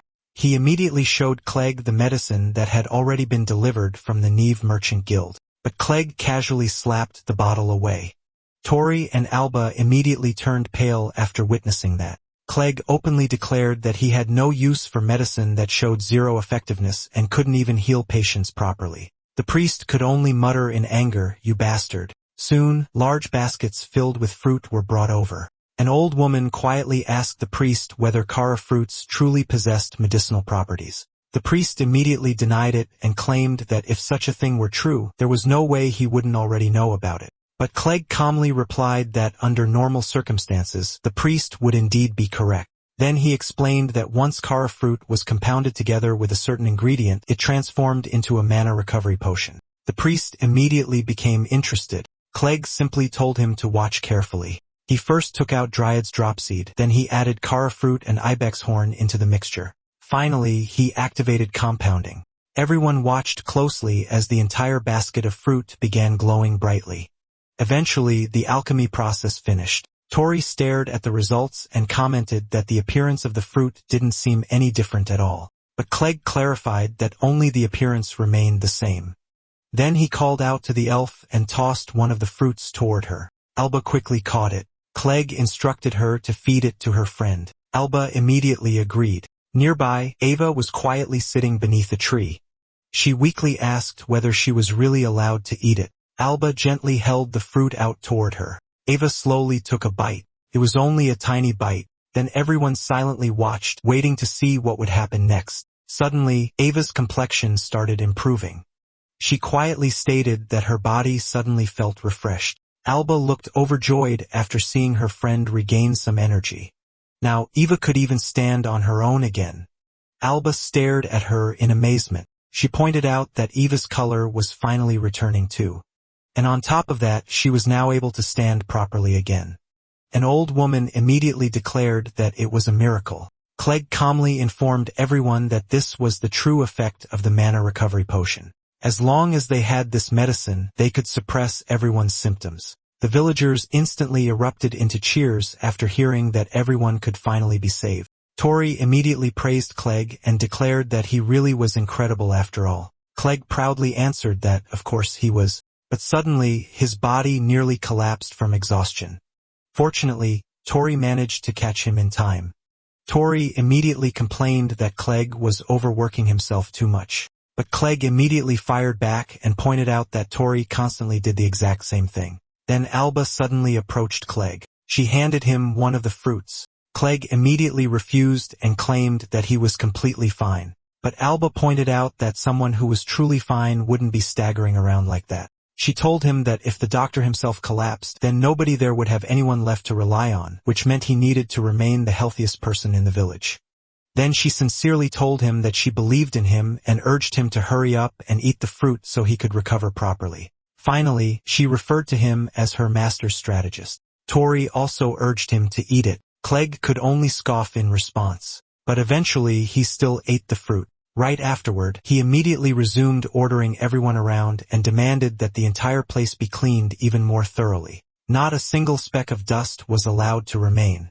Then the priest suddenly approached him. He asked Clegg whether he was actually a compounder. Clegg calmly confirmed that he was. The priest stared intensely at him, causing Tori to immediately step between them and remind both sides that there had already been enough fighting for one day. But unexpectedly, the priest suddenly acted completely differently. He happily patted Clegg on the shoulder and openly declared that what he did was incredible. Apparently, he had never met a real compounder before. However, the priest also warned them about one important issue. The effectiveness of the medicine would only last around 2 to 3 days at most. Clegg looked surprised after hearing that. Tori immediately asked if it was actually true. The priest quickly clarified that he wasn't trying to insult them again. What he meant was that he wanted Clegg to continue producing the medicine periodically. Meanwhile, he himself would contact the Neve Merchant Guild and ask them to investigate the incident further instead of focusing only on the medicine. Someone nearby then asked what exactly the Neve Merchant Guild even was. The priest explained that it was the major merchant guild governing the entire surrounding region. They had already started cooperating regarding the blood-sucking incident and were actively trying to resolve the situation. Then the priest quietly stated something hopeful, if the victims could recover, even temporarily. Then there was finally hope. At long last, they had managed to see a light at the end of the blood-sucking incident. Tori realized that Clegg's medicine couldn't completely cure the victims. At best, it only temporarily suppressed the symptoms, which meant that in the end, they still had no choice but to completely eradicate the softerbats themselves. Then suddenly, Beard spoke up. It warned Tori that the situation probably wasn't going to be that simple. Tori immediately panicked and loudly announced that he suddenly needed to go to the bathroom again. Alba instantly found it suspicious that he kept going so often. Tori quickly rushed away and hid behind a nearby building. The moment he was alone, he immediately scolded Beard for suddenly speaking up again. But Beard calmly explained that the softerbats were periodically draining mana by being used as a medium. According to Beard, this was a form of curse. Tori froze in shock after hearing that. At the same time, he also looked completely confused. Beard then explained what a curse actually was. A curse happened when someone hated a specific person or object so intensely that they prayed to gods or demons in order to inflict suffering upon them. Tori asked whether that was basically the same as a technique or spell, but Beard clarified that the two were fundamentally different. Sorcery used mana for the purpose of helping people. Meanwhile, curses used mana specifically to bring harm. Although the principles were somewhat similar, their nature was completely opposite. Then Beard continued its explanation. Softerbats naturally shared the mana they absorbed with the rest of their swarm.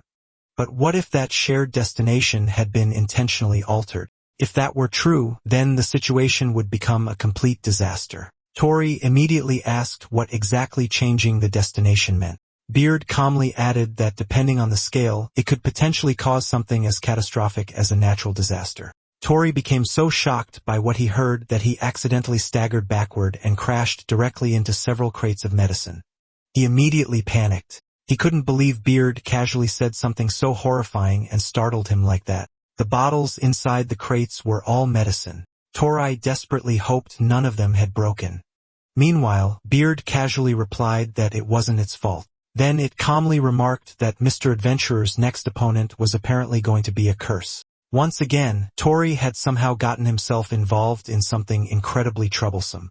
Back at the clinic, the patients had finally returned to their beds while Clegg had completely fallen asleep sitting upright in his chair. Tori quietly approached him and gently placed a blanket over his shoulders. After all, Clegg had spent the entire day non-stop producing mana recovery potions, so it was no surprise that he was completely exhausted.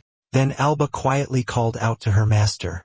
Tori immediately told her once again to stop calling him that, but Alba simply insisted that it was fine. She then asked whether Clegg had already fallen asleep. Tori replied that he was completely out cold. He quietly commented that even while his own mana was still being drained away, Clegg continued pushing himself that hard for everyone else. Tori still couldn't understand how a single bite from a softerbat had managed to create such a horrifying situation. Alba suddenly apologized for what happened earlier in the forest. She admitted that she rushed in recklessly without thinking things through properly, but Tori immediately told her that it was fine and that none of it was really her fault. Then he suddenly changed the topic. He asked Alba whether softerbots were capable of changing the target they shared mana with, but Alba admitted that she didn't know the first thing about magic. Meanwhile, Tori himself barely understood anything beyond life magic. Still, Alba quietly wondered what exactly it meant to change the destination of mana sharing. Even Clegg admitted earlier that he still didn't fully understand the details yet, but regardless of the truth, Tori had already decided something. He wanted to save everyone there, including Clegg. But before we proceed with the recap, I think Clegg is a girl. What do you think, guys? Anyway, far away in the merchant city of Tatara, a man casually grabbed a bottle of medicine. The man wore a metallic eye mask over his eyes and possessed a mechanical arm. His name was Owen, one of the executives of the knife company.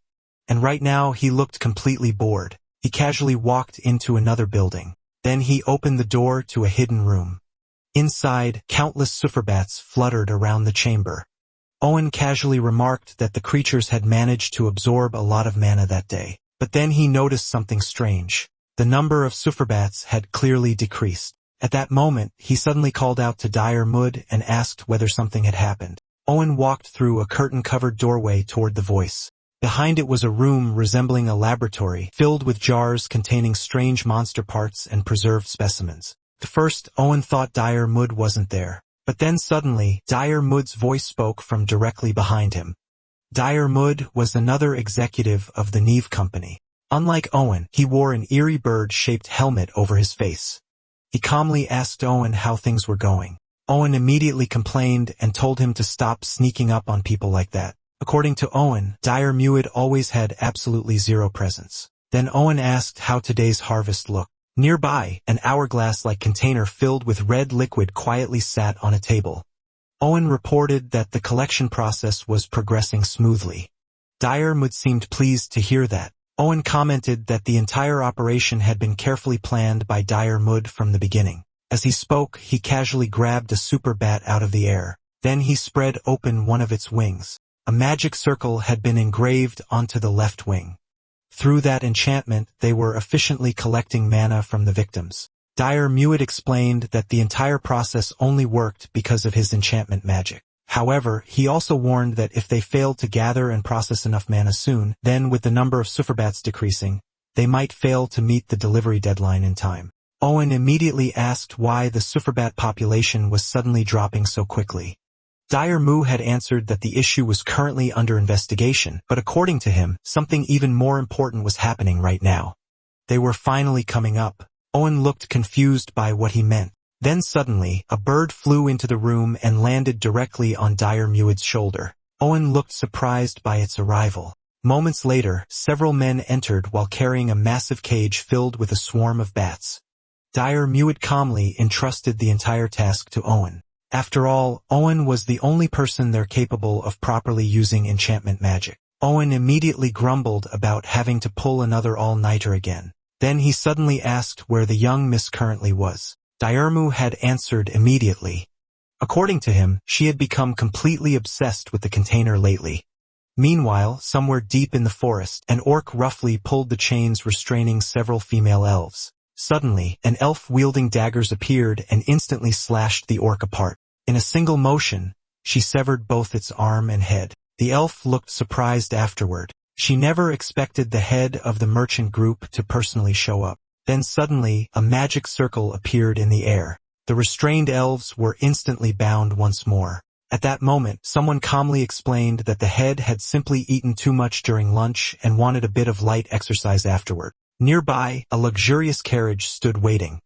Then a woman slowly stepped out from inside. Someone nearby worried that she was moving around without an escort, but another person simply found that concern amusing. After all, she already possessed an excellent escort team. In the blink of an eye, she instantly beheaded the elf who killed the orc. Back in the present, Owen quietly remembered exactly what kind of person she was. Meanwhile, Dire Mood calmly mentioned that the only thing she truly cared about from them was the development of magic circles necessary for future business ventures. The bird resting on Dire Mood's shoulder suddenly let out a squeak. That sound signaled that Lady Neve herself had returned. Owen casually commented that the bird behaved like an incredibly loyal dog. Immediately, both Owen and Dire Mood dropped to their knees. Lady Neve arrived while accompanied by 2 slave orcs. The 2 executives formally welcomed her back. This lady then thanked them for welcoming her. Then they asked whether she had suffered any injuries during her outing. Lady Neve coldly replied that the only issue was that her shoes had become dirty. Then she ordered them to buy her new shoes immediately. Dire Mood respectfully asked what kind of design she preferred, but Lady Neve simply told him to choose based on his own taste. Then her expression shifted slightly. She informed them that things were about to become busy. As she spoke, she pulled out a scroll. The moment Owen and Dire Mood saw it, both of them looked shocked. They immediately asked whether it was an official letter from the royal family of Leorga. Lady Neve confirmed that they were correct. Then she calmly ordered them to continue handling the container using the usual arrangements. Finally, she casually added that some trash had attached itself to the carriage earlier, so they should clean that up as well. Both Owen and Dire Mood immediately agreed to her orders. Lady Neve calmly stated that they had already reached the final stage of their plan, which meant they needed to go all out from this point onward. Then Dire Mood carefully brought up another matter. He explained that there was still one issue they wanted to resolve before proceeding further. Lady Neve immediately understood what he was referring to, the problem of the decreasing Sufferbat population. Meanwhile, far away, one of Dire Mood's birds quietly landed on a tree branch. Its eyes remained locked onto Tori from the shadows. Back at the laboratory, Lady Neve calmly stated that she would leave the matter entirely to Dire Mood. He was free to handle it however he wanted. Then she casually sat on his shoulder. Dire Mood slowly stood up. It seemed that he already had a plan in mind. Tori remembered that Clegg told him to gather more Kara fruit. He thought that while searching, he could also use plow life magic to till the land around the back hill.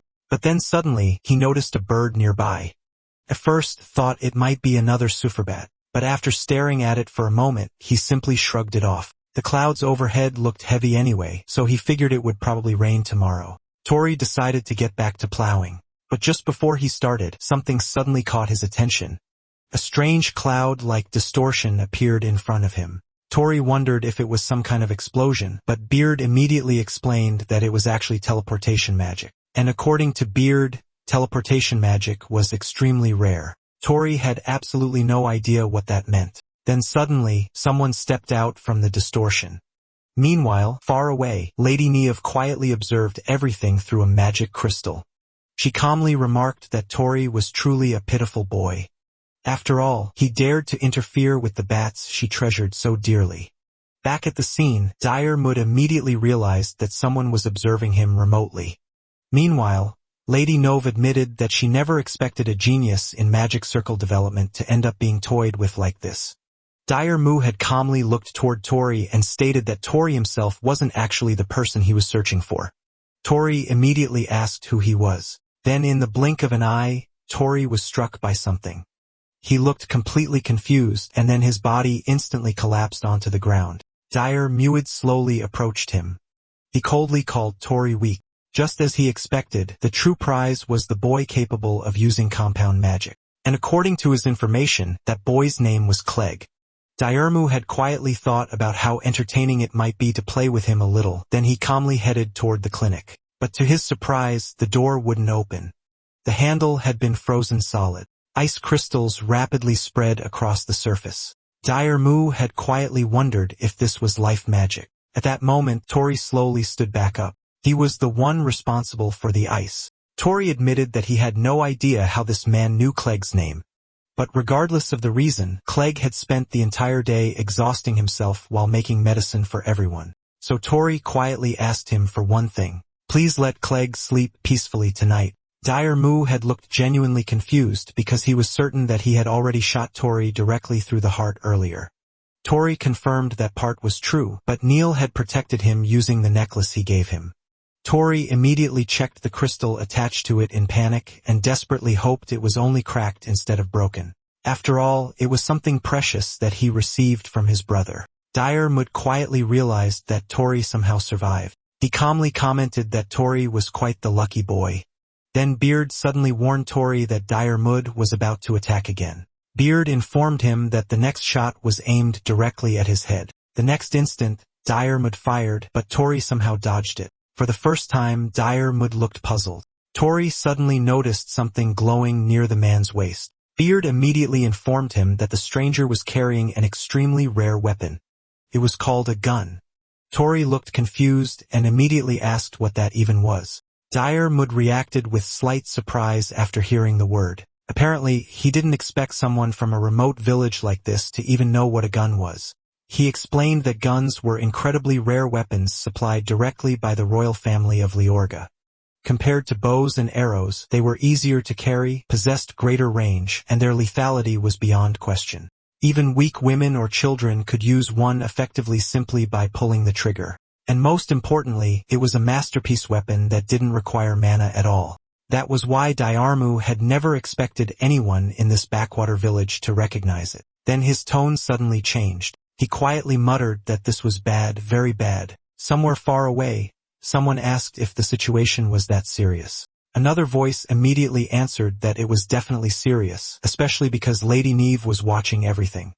Meanwhile, Dire Mood had continued muttering to himself, bad. Extremely bad. Critically bad. Tori stared at him in confusion. The guy honestly seemed completely unhinged, especially considering he immediately tried to kill someone the moment they learned too much. Tori still couldn't understand why this man was specifically targeting Clegg. Did they know each other somehow? Was there some kind of grudge between them? Then Tori suddenly realized something. He actually knew very little about Clegg himself, so he directly asked the stranger one question. What exactly was he to Clegg? The moment Dire Muid heard that, he decided that Tori needed to die immediately. Tori instantly activated Chill, but the ice shield he created shattered apart the moment Dire Muid fired at it. Dire Muid calmly commented that Tori was actually quite clever. Using the rainwater to instantly create layers of ice shields against bullets was genuinely smart. Tori quietly thanked his luck that it happened to be raining tonight. As long as rainwater existed nearby, he could continue generating as many ice shields as he wanted through Chill. Dire Mu had then remarked that Tori's magical output was surprisingly impressive for someone using life magic. Then he casually wondered aloud whether Tori was the one responsible for destroying the Sephiroth swarm earlier. The moment Tori heard the word Sephiroth, everything suddenly clicked together in his mind. This man was the one behind the vampirism incident, and once he understood that, Tori decided there was absolutely no way he could forgive him. He immediately activated Kurisu Chill. The freezing magic burst outward instantly. Dire Mu had looked amused by the overwhelming output of Tori's life magic. He admitted that he had never seen anything quite like it before. Still, life magic was supposedly basic magic that almost anyone could use, which meant that theoretically, he should also be capable of reproducing it. So Jiramu had activated Kurisu Chill himself, but the spell immediately dispersed and failed. Dire Mu had quietly wondered whether the difference came from the mana output itself. At the same time, he remembered that ordinary life magic was never supposed to operate at this level to begin with. That realization immediately made him suspicious. Tori clearly possessed some kind of secret behind his magic. Before Dire Muid could think further, Tori unleashed another Kurisu Chill. Dire Muid instantly jumped backward to evade it. As he dodged, he noticed something strange. Tori wasn't using magic normally. He was externally drawing magic circles before activation. Dire immediately became interested. He decided he wanted to take that technique for himself. Tori fired another Kurosu Chill. The magic circle appeared once again. Dire Muid calmly thanked Tori for conveniently drawing it out for him, then he activated a new spell. Copy. Tori looked shocked. It almost looked as if Dire Muid absorbed the magic itself, and the sight completely dumbfounded him. Tori couldn't believe that his spell had simply vanished, or more accurately, the magic circle and the spell itself had both been sucked away. Then immediately afterward, Dire Muid activated Kurisu Chill. Tori looked shocked when his own spell came flying back at him. He immediately realized what happened. His magic hadn't disappeared. It had been copied and reflected back. At that moment, Tori finally understood what kind of magic Dire Muid possessed. Copy magic. And if Dire Muid could truly copy everything, then the situation was unbelievably dangerous. Tori instantly decided that he needed to lure this man away from Clegg and the others first. He quickly thought about leading him toward the mountain behind the village. Although, honestly, Tori wasn't even sure whether he could actually defeat him at all. Meanwhile, Dire Muid openly mocked him for trying to run away. He already understood that Tori was attempting to lure him elsewhere. But instead of stopping him, Dire Muid simply commented that Tori's magic circles were wonderful, and for now he decided he would play along with the game. Tori ran as fast as he possibly could. Inside his head, he quietly apologized to Alba in advance. He already knew she would definitely scream at him for doing something reckless like this. While running, Tori activated Ignition. But, of course, Dire Muid instantly copied that spell too. Tori looked horrified after seeing even that magic reproduced. And unlike Tori's version, Dire Muid's Ignition possessed absurd output. The surrounding heat immediately intensified. Dire Muid excitedly declared that this spell was wonderful too. Then he urged Tori to continue showing him more of his amazing magic circles. At that moment, Tori fully realized how hopelessly dangerous the situation had become. At least he successfully lured Dire Muid away from Clegg and the others. But now there was another terrifying problem. Any life magic he fired at Dire Muid would simply return right back at him with even greater power than before. Tori suddenly thought of something. He immediately unlocked his storage. Then he pulled out Rockbird's magic crystal. Dire Muid noticed the crystal and casually commented that it was surprisingly large. He questioned why Tori was carrying around a raw magic stone when such stones normally needed to be processed before they could be used properly. Then he wondered what exactly Tori planned to do with an unprocessed crystal. Without answering, Tori activated wing beat magic. At the same time, he carefully watched Dire Muid's reaction. Dire Muid immediately found the situation interesting. Tori had somehow created magic directly from a raw crystal. And naturally, Dire Muid wanted that power too. So he immediately activated copy. But the next moment, both Tori and Dire Muid looked shocked. The magic was deflected. For the first time, Dire Muid couldn't believe what had just happened. There was actually a magic circle that his ability couldn't copy. His eyes widened in genuine shock. Even Lady Neve, who was watching everything through the crystal ball, looked surprised. The two of them immediately identified what Tori truly was, a magic stone user. Meanwhile, Tori looked annoyed that Dire kept copying every spell he used, but at least now, the fight finally felt somewhat fair. Meanwhile, Dire Muid quietly muttered to himself that he wanted it. Tori froze in confusion after hearing that, then Dire repeated himself again. He wanted it over and over. He wanted it. Then suddenly, Dire Muid activated Karisu Chill. Tori looked shocked. Instead of firing the magic normally, Dire Muid used the ice itself as footholds to slip through the path of wing beat magic. Before Tori could react, Dire Muid suddenly grabbed his arm. Then he quietly declared that he wanted to devour everything. But at that exact moment, Alba's shield slammed directly into him.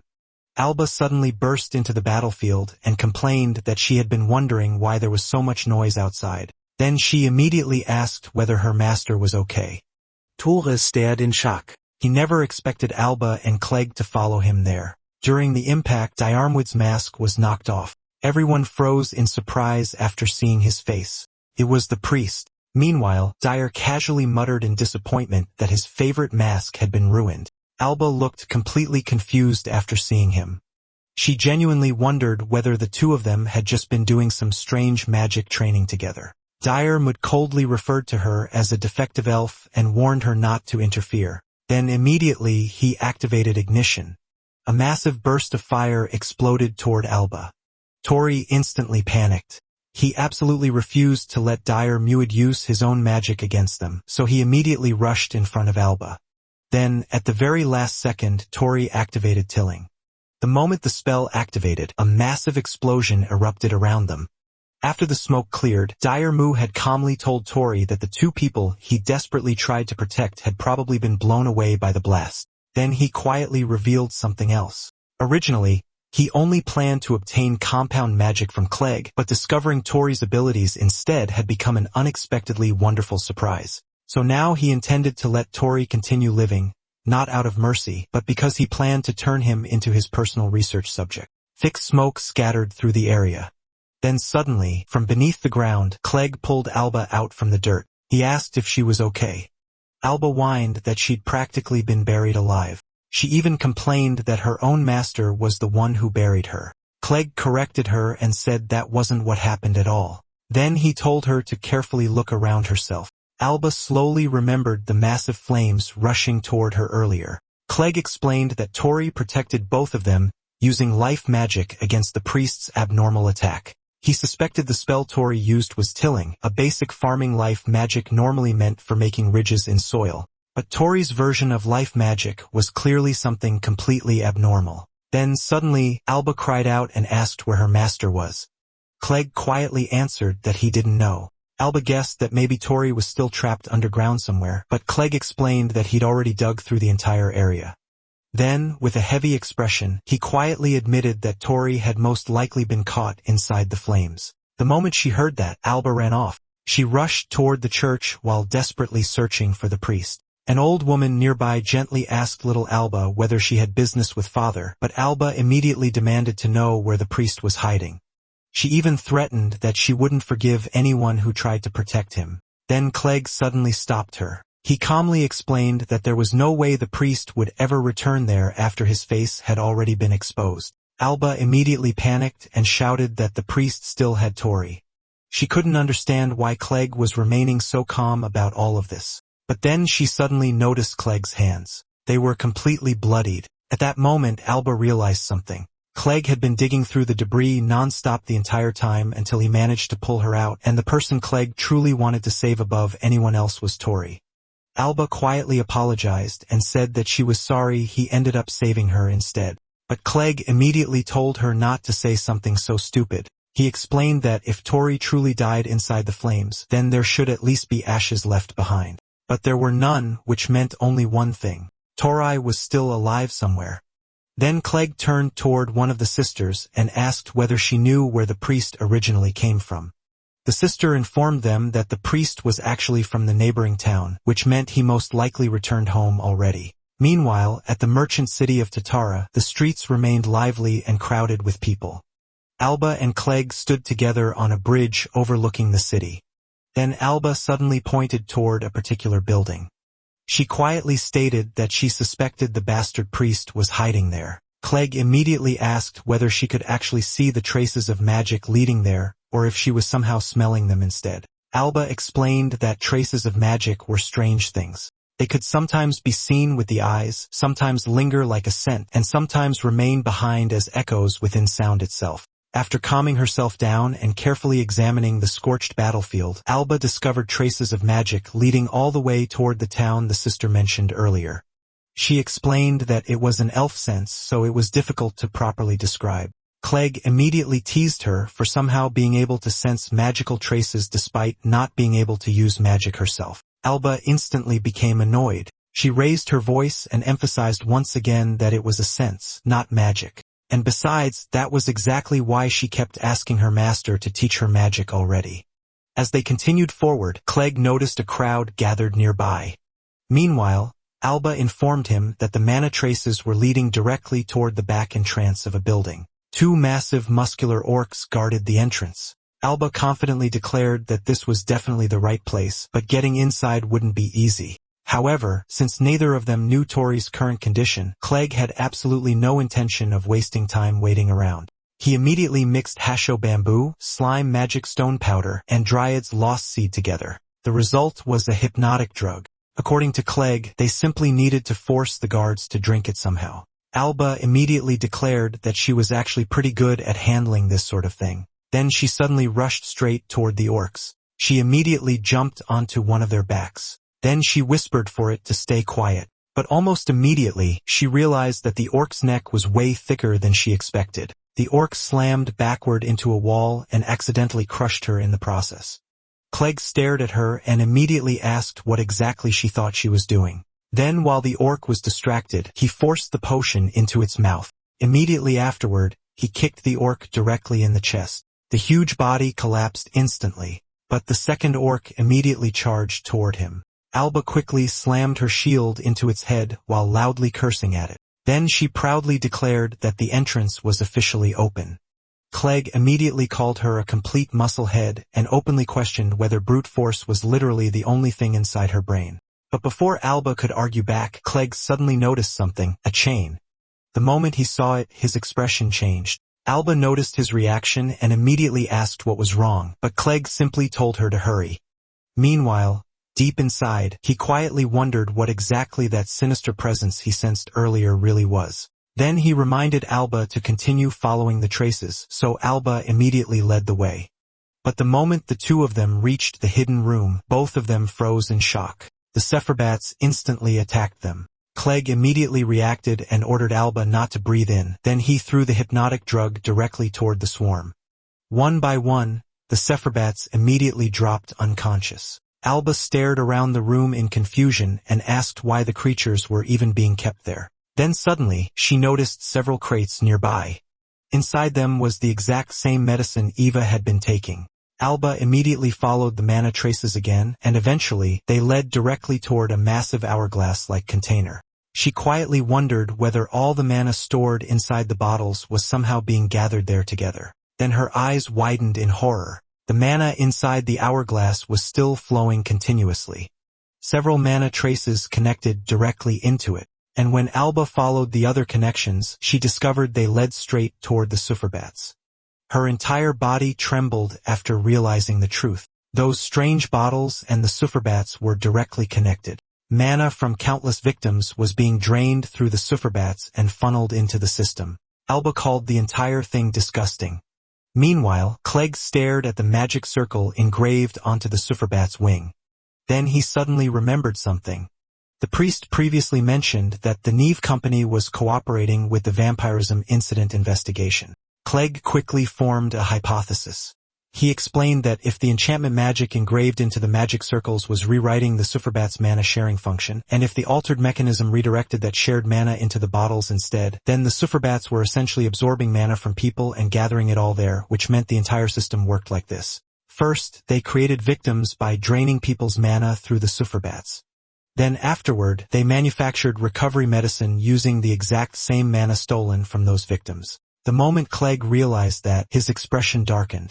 Their true objective was a pharmaceutical business built entirely around mana depletion victims who would never truly recover. At that moment, Alba also realized the horrifying truth. This place was the true source behind the vampirism incident, but suddenly, a blade pierced directly into Clegg's shoulder. At the same time, the door was forced open by a mechanical arm. The newcomer calmly stated that he heard the young Mrs. Doll had fallen over, so he came to investigate. And instead he found a pair of massive rats sneaking around. He casually admitted that the two of them were surprisingly intelligent, but at the same time, he commented that the way they broke into the facility was painfully amateurish. To him, it made it obvious that they weren't professionals in this kind of work. Clegg stared at the strange weapon in shock. He couldn't believe the man had actually created a weapon using his mechanical arm. Meanwhile, Alba looked completely confused and wondered what exactly this guy even was. The man casually introduced himself through his exhausted sigh. It was Owen, and according to him, the two of them were becoming an unbelievable pain to deal with. Owen immediately transformed his mechanical arm into another weapon.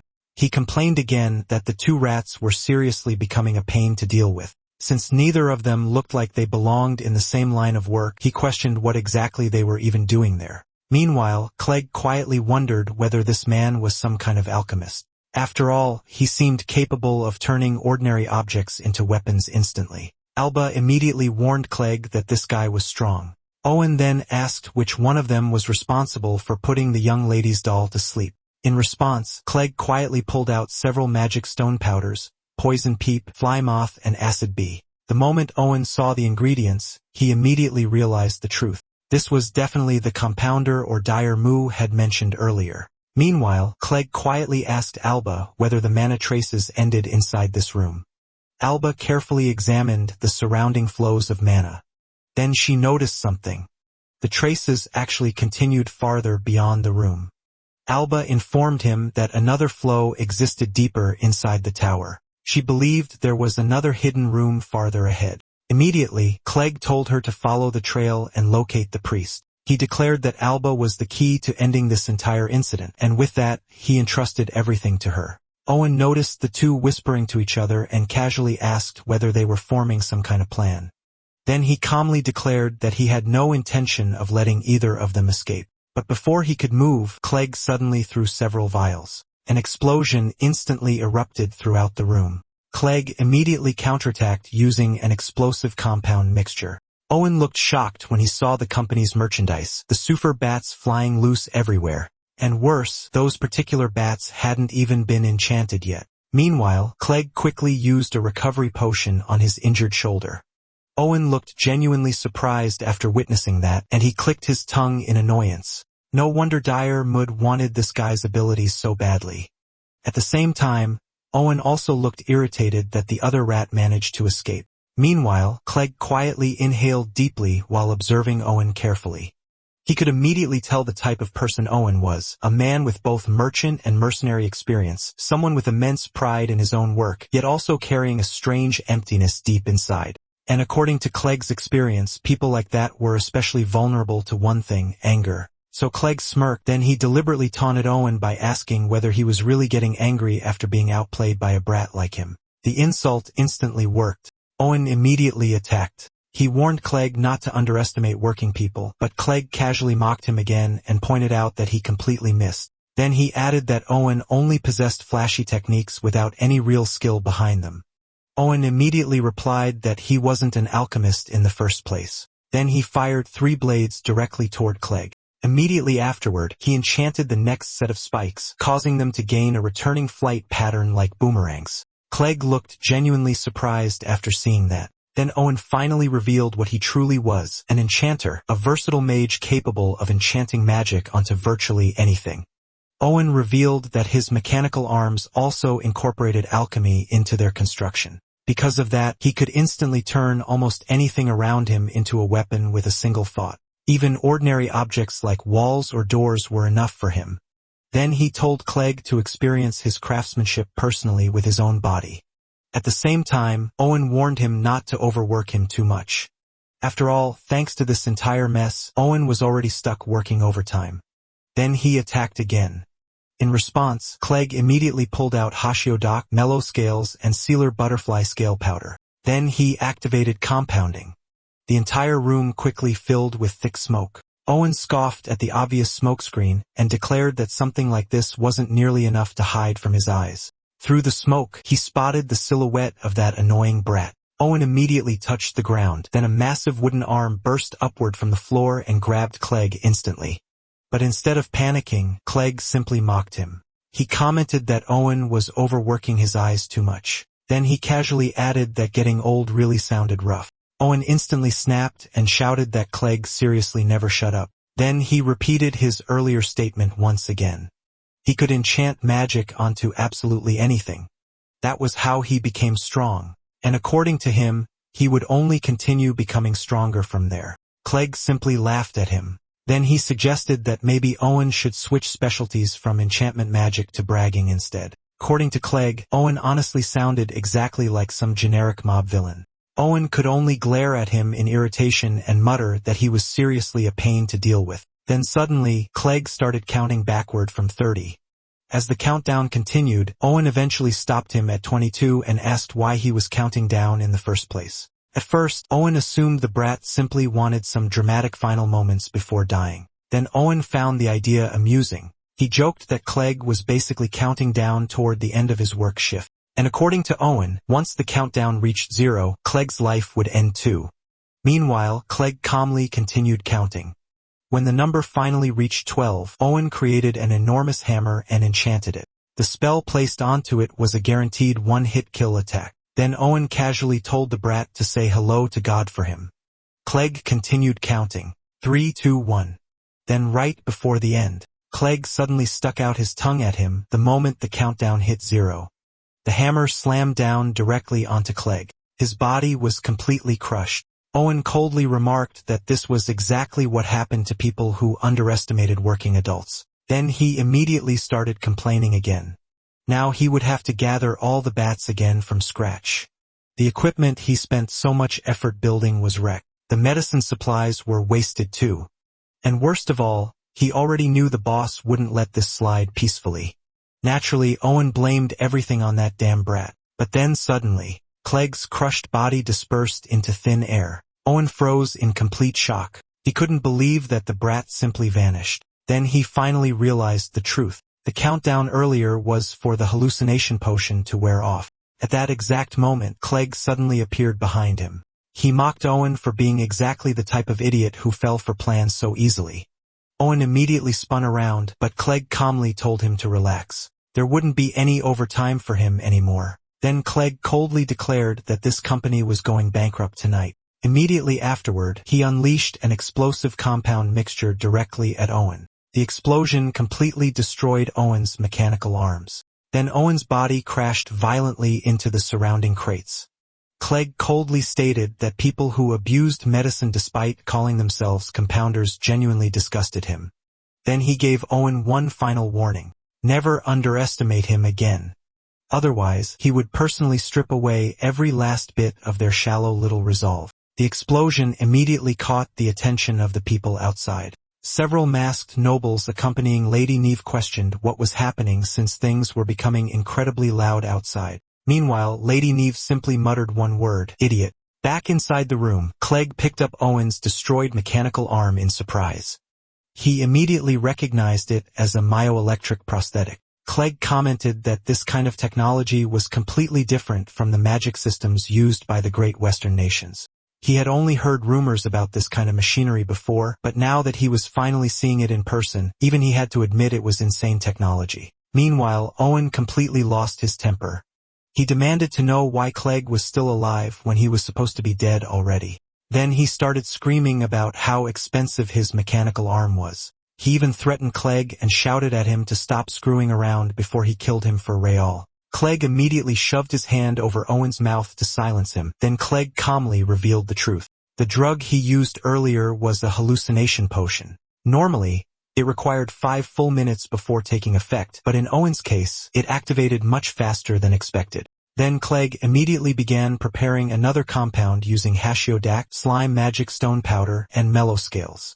The moment Owen saw the ingredients, he instantly panicked. Clegg calmly informed him that this particular drug would erase his ability to resist mentally. It was essentially a truth serum.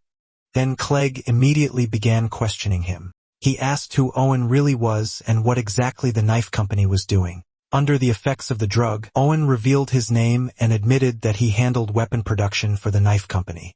Then Clegg directly asked whether Owen was involved in the vampirism incident. Owen answered yes without hesitation.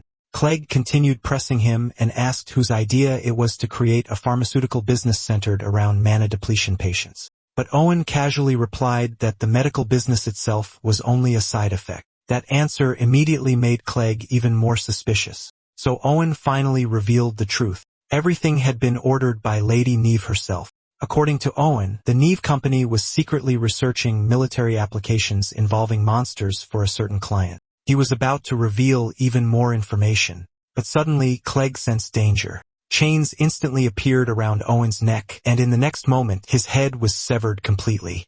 Clegg immediately realized what just happened. Someone had silenced Owen before he could talk further. Then Clegg felt it again, that same unsettling presence from earlier. He could clearly sense mana nearby, but strangely, he couldn't actually see where it was coming from. At that moment, Clegg fully realized how terrible the situation had become. If Owen's confession was true, then that meant Alba was in danger. Meanwhile, Alba leaped toward another floor inside the tower, but the moment she arrived, she found herself facing a dead end. Alba looked confused. The mana traces clearly indicated that a path should exist beyond the wall. So without hesitation, she slammed her shield directly into it and destroyed the wall completely. Immediately afterward, she sensed an overwhelming presence deeper inside, so she followed it. Eventually, Alba arrived at a dark room, and despite the darkness, she was absolutely certain the priest was inside. She immediately demanded to know what he had done to her master. Then suddenly she saw Tori. Her eyes widened in shock. Tori's arms were chained above his head, and his entire body was covered in bruises. Alba immediately rushed toward him. She desperately asked whether he was okay. Then she grabbed the chains and tried pulling them apart, but the chains were unbelievably durable. So Alba immediately decided to loosen them by smashing them repeatedly with her shield instead. She warned Tori that it might hurt a little, but told him to endure it somehow. But the moment Alba struck the chains again, the chains suddenly began glowing. Alba looked confused about why they were still so unbelievably tough. Then she noticed the truth. Binding magic had been engraved into them, magic that completely cancelled out other forms of magic. And attached to the spell was the priest's mana signature. Tori immediately told Alba to get out of there. He warned her to look around carefully and run because she was being targeted too. Alba still didn't understand what he meant. Then Tori suddenly fell silent. Confused, Alba slowly looked around the dark room and finally noticed the other people imprisoned there. They were restrained exactly like Tori. Then Alba recognized them. They were elves and not strangers either. Wiri, Miruinu, Manufa, and many others. Alba's face immediately turned pale as she asked why all of them were there, but suddenly, a loud sound echoed from above. The ceiling instantly caved in, and Clegg jumped down into the room. Alba immediately cried out after seeing him. Clegg looked terrible. She quickly asked what happened to him, but Clegg casually answered that he honestly had no idea himself anymore. Still, he could somehow continue moving. Then behind him, the headless corpse of Owen became visible. Alba stared at it and immediately commented that Clegg was unbelievably brutal. But Clegg clarified that he only destroyed Owen's prosthetic arm.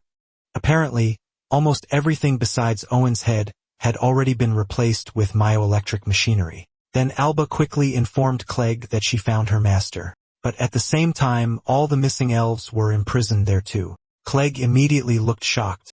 Alba desperately asked what this place really was because it clearly wasn't just some ordinary merchant mansion anymore. Then Tori weakly called out to his strategist. Clegg heard him immediately. But instead of replying, Clegg simply endured it silently because he already understood what Tori wanted to say. Then Clegg looked toward Alba and calmly told her that she did well. However, this situation was no longer just about rescuing Tori anymore. Then Clegg revealed the truth Owen confessed earlier. The pharmaceutical business connected to the vampirism incident was merely a side effect. The real objective was something far worse. The Neve company had been kidnapping elves and injecting them with massive amounts of mana taken from other monsters. Alba immediately understood the horrifying implication. If that much foreign mana entered someone's body, they would eventually lose their sense of self due to rejection. Clegg confirmed it. The purpose was to destroy their egos entirely and brainwash them afterward. Then suddenly, the imprisoned elves violently began breaking free from their restraints. Clegg quickly explained what the knife company had truly been researching all along. They were attempting to create ultimate soldiers overflowing with overwhelming amounts of mana. Alba looked horrified. Clegg immediately warned her that the situation had become extremely dangerous. Then suddenly, a calm voice echoed through the room. Someone casually asked whether it was already time for inspection. Both Alba and Clegg instantly became alarmed. Then a young woman slowly entered the room. After noticing how freely the intruders were talking, she quietly observed them. Tori immediately shouted for Alba and Clegg to run away. Then he revealed the truth. This woman was the one controlling everything. Alba immediately argued that she was only a child, but Clegg quietly revealed that the terrifying mana presence he sensed earlier was coming directly from her. The young woman calmly greeted her unexpected guests. Then she introduced herself. She was the president of the knife company. Her name was Naive. Naive made her move. Her magic circles glowed, and the chains connected to the elves lit up as well. She declared that the inspection would begin. Then the elves charged forward. Clegg couldn't believe she was controlling two spells at once. Alba was furious that this girl was doing something like that to her friends. She rushed in while screaming that she would never forgive her. But one of the elves fired a blast of golden light at her. It was blinding. And before Alba could fully open her eyes again, a male elf attacked her from the side. Clegg quickly used a hallucination potion on him, but the attack still landed on Alba. Tori immediately got worried for her. Clegg was shocked that the hallucination potion hadn't worked. Then, suddenly, a massive blade pierced through his back. Tori panicked for him. She revealed that hallucinations do not work on soldiers who have no will of their own. Dire Mood wanted Clegg's power, but she had no need for it.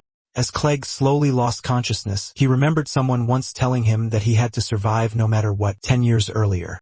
In that memory, young Clegg excitedly showed Kian what he was making, saying that their father had finally taught him. He proudly mixed ingredients like moth powder and ashmore grass stem.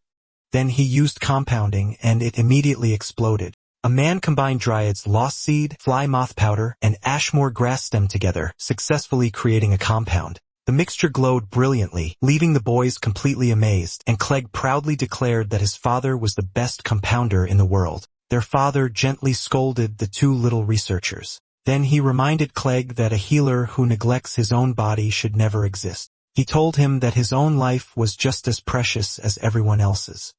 Clegg apologized. Then their mother noticed the mess. She got angry because she would be the one cleaning it up. She asked what exactly they were doing with their father. Their father immediately apologized in panic. Later on, Clegg's father brought him into the forest. They were hunting a horned rabbit. His father trained him to read the terrain, choose the best place to fight, and think about where to lure the enemy. As Clegg struggled, his father kept pushing him to think about the opponent's weakness, his own strengths, and what he should do in that moment. Then Clegg realized what he could do. He quickly combined several ingredients at once. He triggered a compound and activated an axle mix as he rushed into action, and he successfully caught the single-horned rabbit, but the rabbit kicked him hard, forcing him to let go. Clegg immediately whined that it hurt. His father laughed and praised how much his combat sense and compounding precision had improved, saying that all he lacked now was close-quarters combat skill. When Clegg asked how he became so strong, his father simply answered that he just kept surviving. Clegg questioned that answer because in his mind, if someone was strong, surviving should already be obvious. But his father explained that healers were the cornerstone of every adventurer party. If the healers fell first, nobody could treat the adventurers anymore, and the entire team would lose its fighting power. That was why he fought so desperately to survive no matter what it took, and he told Clegg that he must survive too no matter what. Back in the present, Clegg cursed himself for suddenly remembering the words of that annoying old man. He reached for the same ingredients again, Dryad's lost seed, fly moth powder, and ashmua grass stem. Then he used compounding to create a recovery potion and immediately used it on himself. His wounds began healing. Neve was shocked to see his injuries rapidly closing up. Clegg called out to Tori and Alba, then he threw potions toward them. The two were stunned. He told them to keep thinking about the enemy's weaknesses and their own strengths. He swore that he would heal them as many times as necessary because there was no way he was going to lose to people like them, but the two were still acting like crybabies. Alba complained that she couldn't think properly in this situation. Meanwhile, Tori pointed out that he still couldn't remove the chains. Clegg was already getting annoyed, but then Tori remembered that Clegg could heal even fatal wounds. And an idea suddenly popped into his head. He confirmed whether Clegg truly meant what he said earlier about healing them as many times as it took. Then Tori screamed at the top of his lungs as he poured all of his strength into the bindings. Everyone stared at him, and he actually managed to break free. But both of his arms were left broken and bleeding badly. Tori instantly complained that it hurt like hell. He called out to Clegg, who already knew exactly what he wanted. Clegg called him a complete musclehead. Then he healed him. Now that his arms were fully restored, Tori pulled out the Eats planned a magic crystal, then he activated vine magic to restrain the elves. He grinned proudly and declared that he was back. But Clegg suddenly had a terrifying look on his face as he scolded Tori, saying that he was not back at all. He yelled that breaking free like that was completely ridiculous, and Tori was definitely getting a lecture later. Tori argued that it couldn't be helped since that was the only idea he could come up with. Naive finally understood what they were trying to do. Then Owen's headless mechanical body suddenly released several blades and forcefully broke free from the vines. Everyone was stunned by the sight. The body began spinning wildly while blades protruded from every direction. Tori immediately asked what the hell that thing even was. At that moment, Alba told her master that she would handle the elves herself, but Clegg warned her not to push herself and told her to leave it to him and Tori instead. Alba refused immediately. She declared that she would deal with her own kind herself, saying that it was her duty as the second child of the ruler of the Alancia Empire. Clegg froze in shock after hearing that. Tori asked if he had ever heard of it before. Clegg answered that he had only heard rumors about it from adventurers. The Alancia Empire was said to be a legendary nation where elves were allowed to live freely, and where eternal happiness supposedly existed. Tori slowly realized what that meant. Alba was basically a princess from that place. Once Neve found out, she smiled and said that dominating someone like Alba would be very interesting. Alba immediately dared her to try it. Then she declared that she would be the one to bring Neve down herself. Neve admitted that she never thought the Atlantia Empire actually existed, and the monolith person Diarmu had found was secretly a princess all along. She said she found that strangely romantic. Then she wondered if the princess's wish would truly come true. Meanwhile, Tori shouted asking where the priest had run off to. Complained that he was only half healed before the priest suddenly disappeared. Then he demanded that Alba call him back immediately, but Clegg quickly said that bringing him back would only cause him even more trouble. Alba calmly answered that the child was a good boy since he had even made custom shoes for her. She added that he was probably out looking for new clothes for her as well. Tori found that incredibly weird. At that moment, Alba threw her shield while screaming at them to stop messing around. One of the elves countered with light bullet. Alba's attack was easily negated. Then the other elves prepared the exact same attack. A massive explosion erupted. Alba immediately got worried because the attack had been aimed directly at Tori, but Tori told her not to worry. He used the basilisk magic crystal and activated steel magic. He assured her that he was completely fine.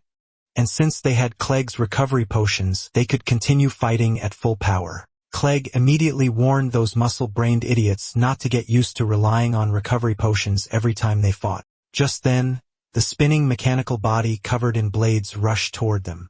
Clegg declared that he would handle it himself. Suddenly, Beard started laughing. He found Tori's absurd fighting style as entertaining as ever. Tori was shocked to hear his voice again. While dodging the attacks, He quietly muttered that he was pretty busy right now. Then he pointed out that Beard never showed up earlier when Dire Muid was crushing him. Beard completely ignored that complaint. Instead, he said that the young lady's story about the Alancia Empire was fascinating, and he was also curious about that mechanical doll. Meanwhile, Clegg warned Tori that if he got shredded into pieces, recovery potions would not save him anymore. Tori unlocked storage and pulled out the Eats planned a magic crystal. Then he activated vine magic while Clegg prepared an explosive mix. The vines tightly restrained the mechanical body, and Clegg immediately blew it apart. One of the shattered fragments flew directly toward Neve. She deflected it with her fan, but the edge of the fan was sliced apart in the process. That slight disruption loosened her control over the elves. She immediately noticed it and snapped her fingers. Tori stared in shock when he realized the mechanical doll was still moving. Then Beard reminded Mr. Adventurer of something. Tori asked what he meant. Beard explained that magic was shaped entirely by imagination, and magic circles were simply tools used to give form to that imagination. He pointed out that Tori was already using life magic in the same way, but then he asked him to think about what would happen if the magic failed to activate at all. Tori suddenly remembered that when Dire Mu had used that strange magic earlier, nothing else had appeared afterward. And if the tool itself was destroyed, the magic output would disappear as well. Tori immediately shouted to Clegg and Alba that there had to be a magic circle somewhere nearby, and if they destroyed it, both the elves and the mechanical doll would stop moving. Everyone froze in shock, even Neve. Clegg knew that woman had to be controlling everything somehow, but he had no idea which one among them was the real controller. Beard answered that he could only sense its presence. Tori got annoyed because he still could not see it, and he could not sense it either. But then Clegg sensed something. He immediately told Alba to trace the flow of mana back to the woman. Then he ordered her to signal him the moment she found the magic circle. He promised that he would create an opening for her. Alba focused carefully and searched for the magic circle. At first, she wondered if it was hidden in the headdress, but she quickly doubted it after noticing the light wrapped around Neve's body. Desperate to save everyone, Alba kept searching. She looked toward the elves and realized the answer might be where the mana connections were linked together. She carefully traced the flow of mana to its endpoint, the place where everything had been woven together, and every single trail led back to the woman, more specifically, her fan. Alba immediately shouted that she had found it. Clegg praised her instantly. Then he pulled out several vials and created a swirling flame. Golden smoke rapidly spread throughout the entire room. Neve realized it was a smokescreen, but inside that smoke, nobody would be able to tell friend from foe anymore, or at least that was what she thought. Suddenly, a shield slammed directly into her fan. Alba answered that she could still see her perfectly through the trace of her mana. Neve was completely caught off guard. Then Alba struck her again. The ornament in Neve's hair containing a flight magic circle shattered apart. Beard immediately realized what kind of magic she was using. It was copy magic. The magic circles allowed her to store copied spells, then she could freely select and release them whenever she wanted. And now that they understood the trick behind it, they could finally counter it. Beard already knew that Tori's side would win. Neve was struck by the shield once more and crashed hard onto the ground. At the same time, the elves collapsed as well. Tori, who had been only inches away from the spinning blade of the mechanical doll, froze in shock before letting out a relieved sigh when it finally stopped moving. Neve's body began trembling violently. Alba coldly declared that only cowards look down on others from above, and she refused to lose to someone like that. Neve glared at her in annoyance, but then her attention suddenly shifted when she saw her own reflection on Alba's shield. The moment she noticed the blood on herself, she panicked. She repeatedly screamed, "Wait," while desperately staring at her reflection. Her sudden outburst startled Alba. Neve screamed that she did not want to die. Then Alba noticed something strange happening to her body. Tori immediately asked what was going on.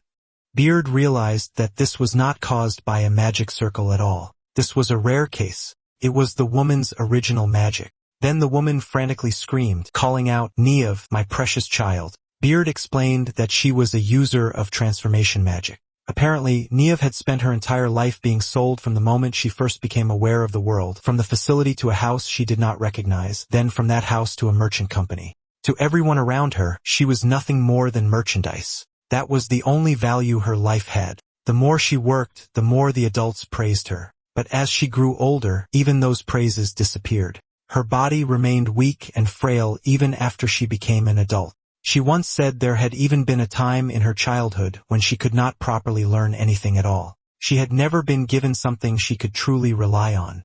It was around that time that her transformation magic awakened. Ironically, it was the very power she had always wanted most. Yet back then, she had absolutely no use for it. She transformed herself from a child into a grown woman. But she was frustrated with who she was, frustrated with her own helpless life. Young and reckless, she let that frustration consume her. One day, she pinned a man beneath her, and the result of that moment changed everything. After that, nobody sold her anymore. Instead, she sold herself away with her own will. That was when she finally realized something. She was no longer merchandise. As time passed, her stomach slowly swelled, and every movement brought pain. But the pain of giving birth was far greater than anything she had ever experienced. 2 women helped her through the delivery. Then they gently placed the baby into her arms, and the precious child smiled at her. At that exact moment, the baby became her reason for living. She named the child Neve, her precious light, her entire world. She had never believed happiness like that could ever exist for someone like her. One day, Neve cheerfully told her that she was heading out to make a delivery, and she reminded her mother to take care of herself while she was gone. This woman truly believed happiness had finally entered her life, but that happiness shattered the day a carriage struck Neve and killed her. From that moment onward, she regretted ever believing in happiness at all. She regretted not dressing her daughter in cuter clothes. She regretted not buying her prettier shoes. She regretted not telling her more often how much she loved her and how Neve had always been her favorite person in the world. She screamed for them to give her child back. She cried out for her precious light. She declared that she would give up absolutely everything just to have her back again. She prayed for happiness to return to Neve, and eventually, she decided to devote everything she had to creating a perfect world for her daughter, a world where Neve could obtain eternal happiness. Then she declared that if the Alancia Empire truly did not exist, then the people before her were the ones who had destroyed her reason for living. She blamed them for standing in the way of her daughter's happiness, and she swore that she would never forgive them. Suddenly, a bird flew into the room, and she noticed that it dropped an hourglass filled with purple liquid. Tori asked what exactly it was. Clegg explained that it was a mass of magic created by gathering mana using superbats. Everyone reacted in shock at the overwhelming amount of mana inside it. Then the woman's chest suddenly began glowing brightly. A magic circle appeared at the center of her chest. At that moment, she remembered Dire Muid, and she realized that the final inspection ordered by the Leorga royal family had still not been completed. She grabbed the hourglass, then drank the purple liquid inside it. Alba immediately screamed for her to stop, warning that it was a mass of magical resentment. Suddenly, massive pillars of ice formed around them. Tori was shocked when he recognized the spell. It was chill, then chains rapidly spread throughout the area. Tori asked what kind of magic this was now. Beard answered that this was another rare case. This time it was servitude magic. He explained that it was the true nature of the enchantment carved into her chest, a contract magic circle designed to force monsters into submission. To Beard, the magic felt strangely nostalgic. It was a type of magic one of his old acquaintances specialized in. But because it consumed an absurd amount of mana, it eventually became a lost magic that nobody else could use anymore. Then Beard advised them to abandon the mansion immediately. He warned that with this much servitude magic being activated, the entire building would collapse and bury everyone alive. Tori immediately shouted for Alba and Clegg to escape because the whole mansion was about to come down, but Alba refused. She said they could not leave everyone behind while they were still unconscious. Clegg answered that their minds had already been broken, and even his medicine could not heal damage like that. Tori wondered if life magic could somehow restore their consciousness. Then Beard reminded him that he still had the Superbat magic crystal, the same one that made flowers bloom earlier. Tori suddenly realized that synchronization might actually work. He wondered if it was possible to connect directly with the elves. Beard informed him that it was not an especially dangerous gamble, but if he truly planned to do it, then he needed to hurry. Tori got annoyed because Beard was still being vague as usual, but there was no time left to hesitate.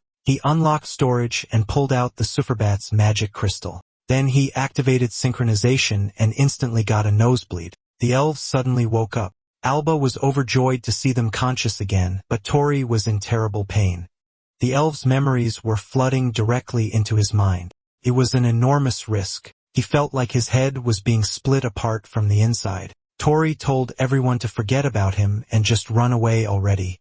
Alba immediately called for Clegg to treat him. Then she declared that she would carry Tori herself while everyone escaped outside. Moments later, the Neve Company mansion began collapsing behind them. And then a monster appeared. Beard immediately sensed a familiar presence and identified the creature as a wyvern. Nive's mother declared that she would never forgive them because they were enemies of Nive's happiness. Alba asked if she truly did not care about the damage this would cause to the city as well. Meanwhile, Clegg asked what exactly they were supposed to do against something like that. Tori was already in horrible condition, but he still trusted that Beard could handle a monster using those mysterious steps he talked about before. Beard confirmed that he could. Tori asked what the first step was. Beard answered that he was ready to do this with him. Their goal was to obtain the wyvern's magic crystal, and step 1 was to court it. Tori was dumbfounded. He wondered why he had to court that thing. Even Alba and Clegg looked confused. Alba grabbed him by the collar and shouted that it was the enemy. Tori explained that Beard told him to court it. Clegg blinked in confusion and asked who Beard even was. Tori suddenly realized he had zoned out and forgotten to hide Beard. Clegg admitted he already knew Tori was hiding something, but he would not force him to explain until he was ready.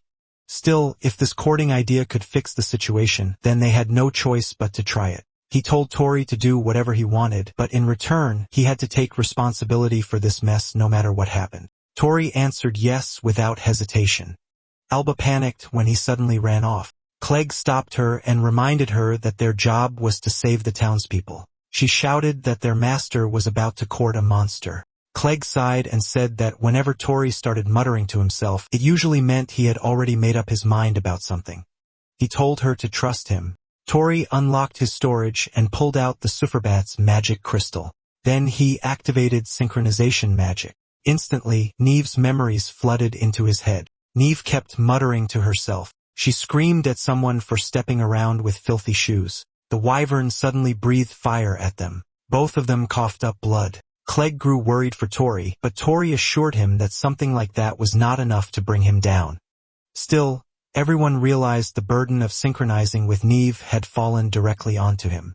Tori asked Beard if Nive's servitude magic consumed an absurd amount of mana. Beard answered that even with mana recovery drugs, it still would not be enough. At this rate, even if nothing attacked her, she would eventually die from mana depletion alone. That bothered Tori. Beard then pointed his attention back toward the wyvern. Apparently, Tori thought monster courtship worked the same way it did for humans.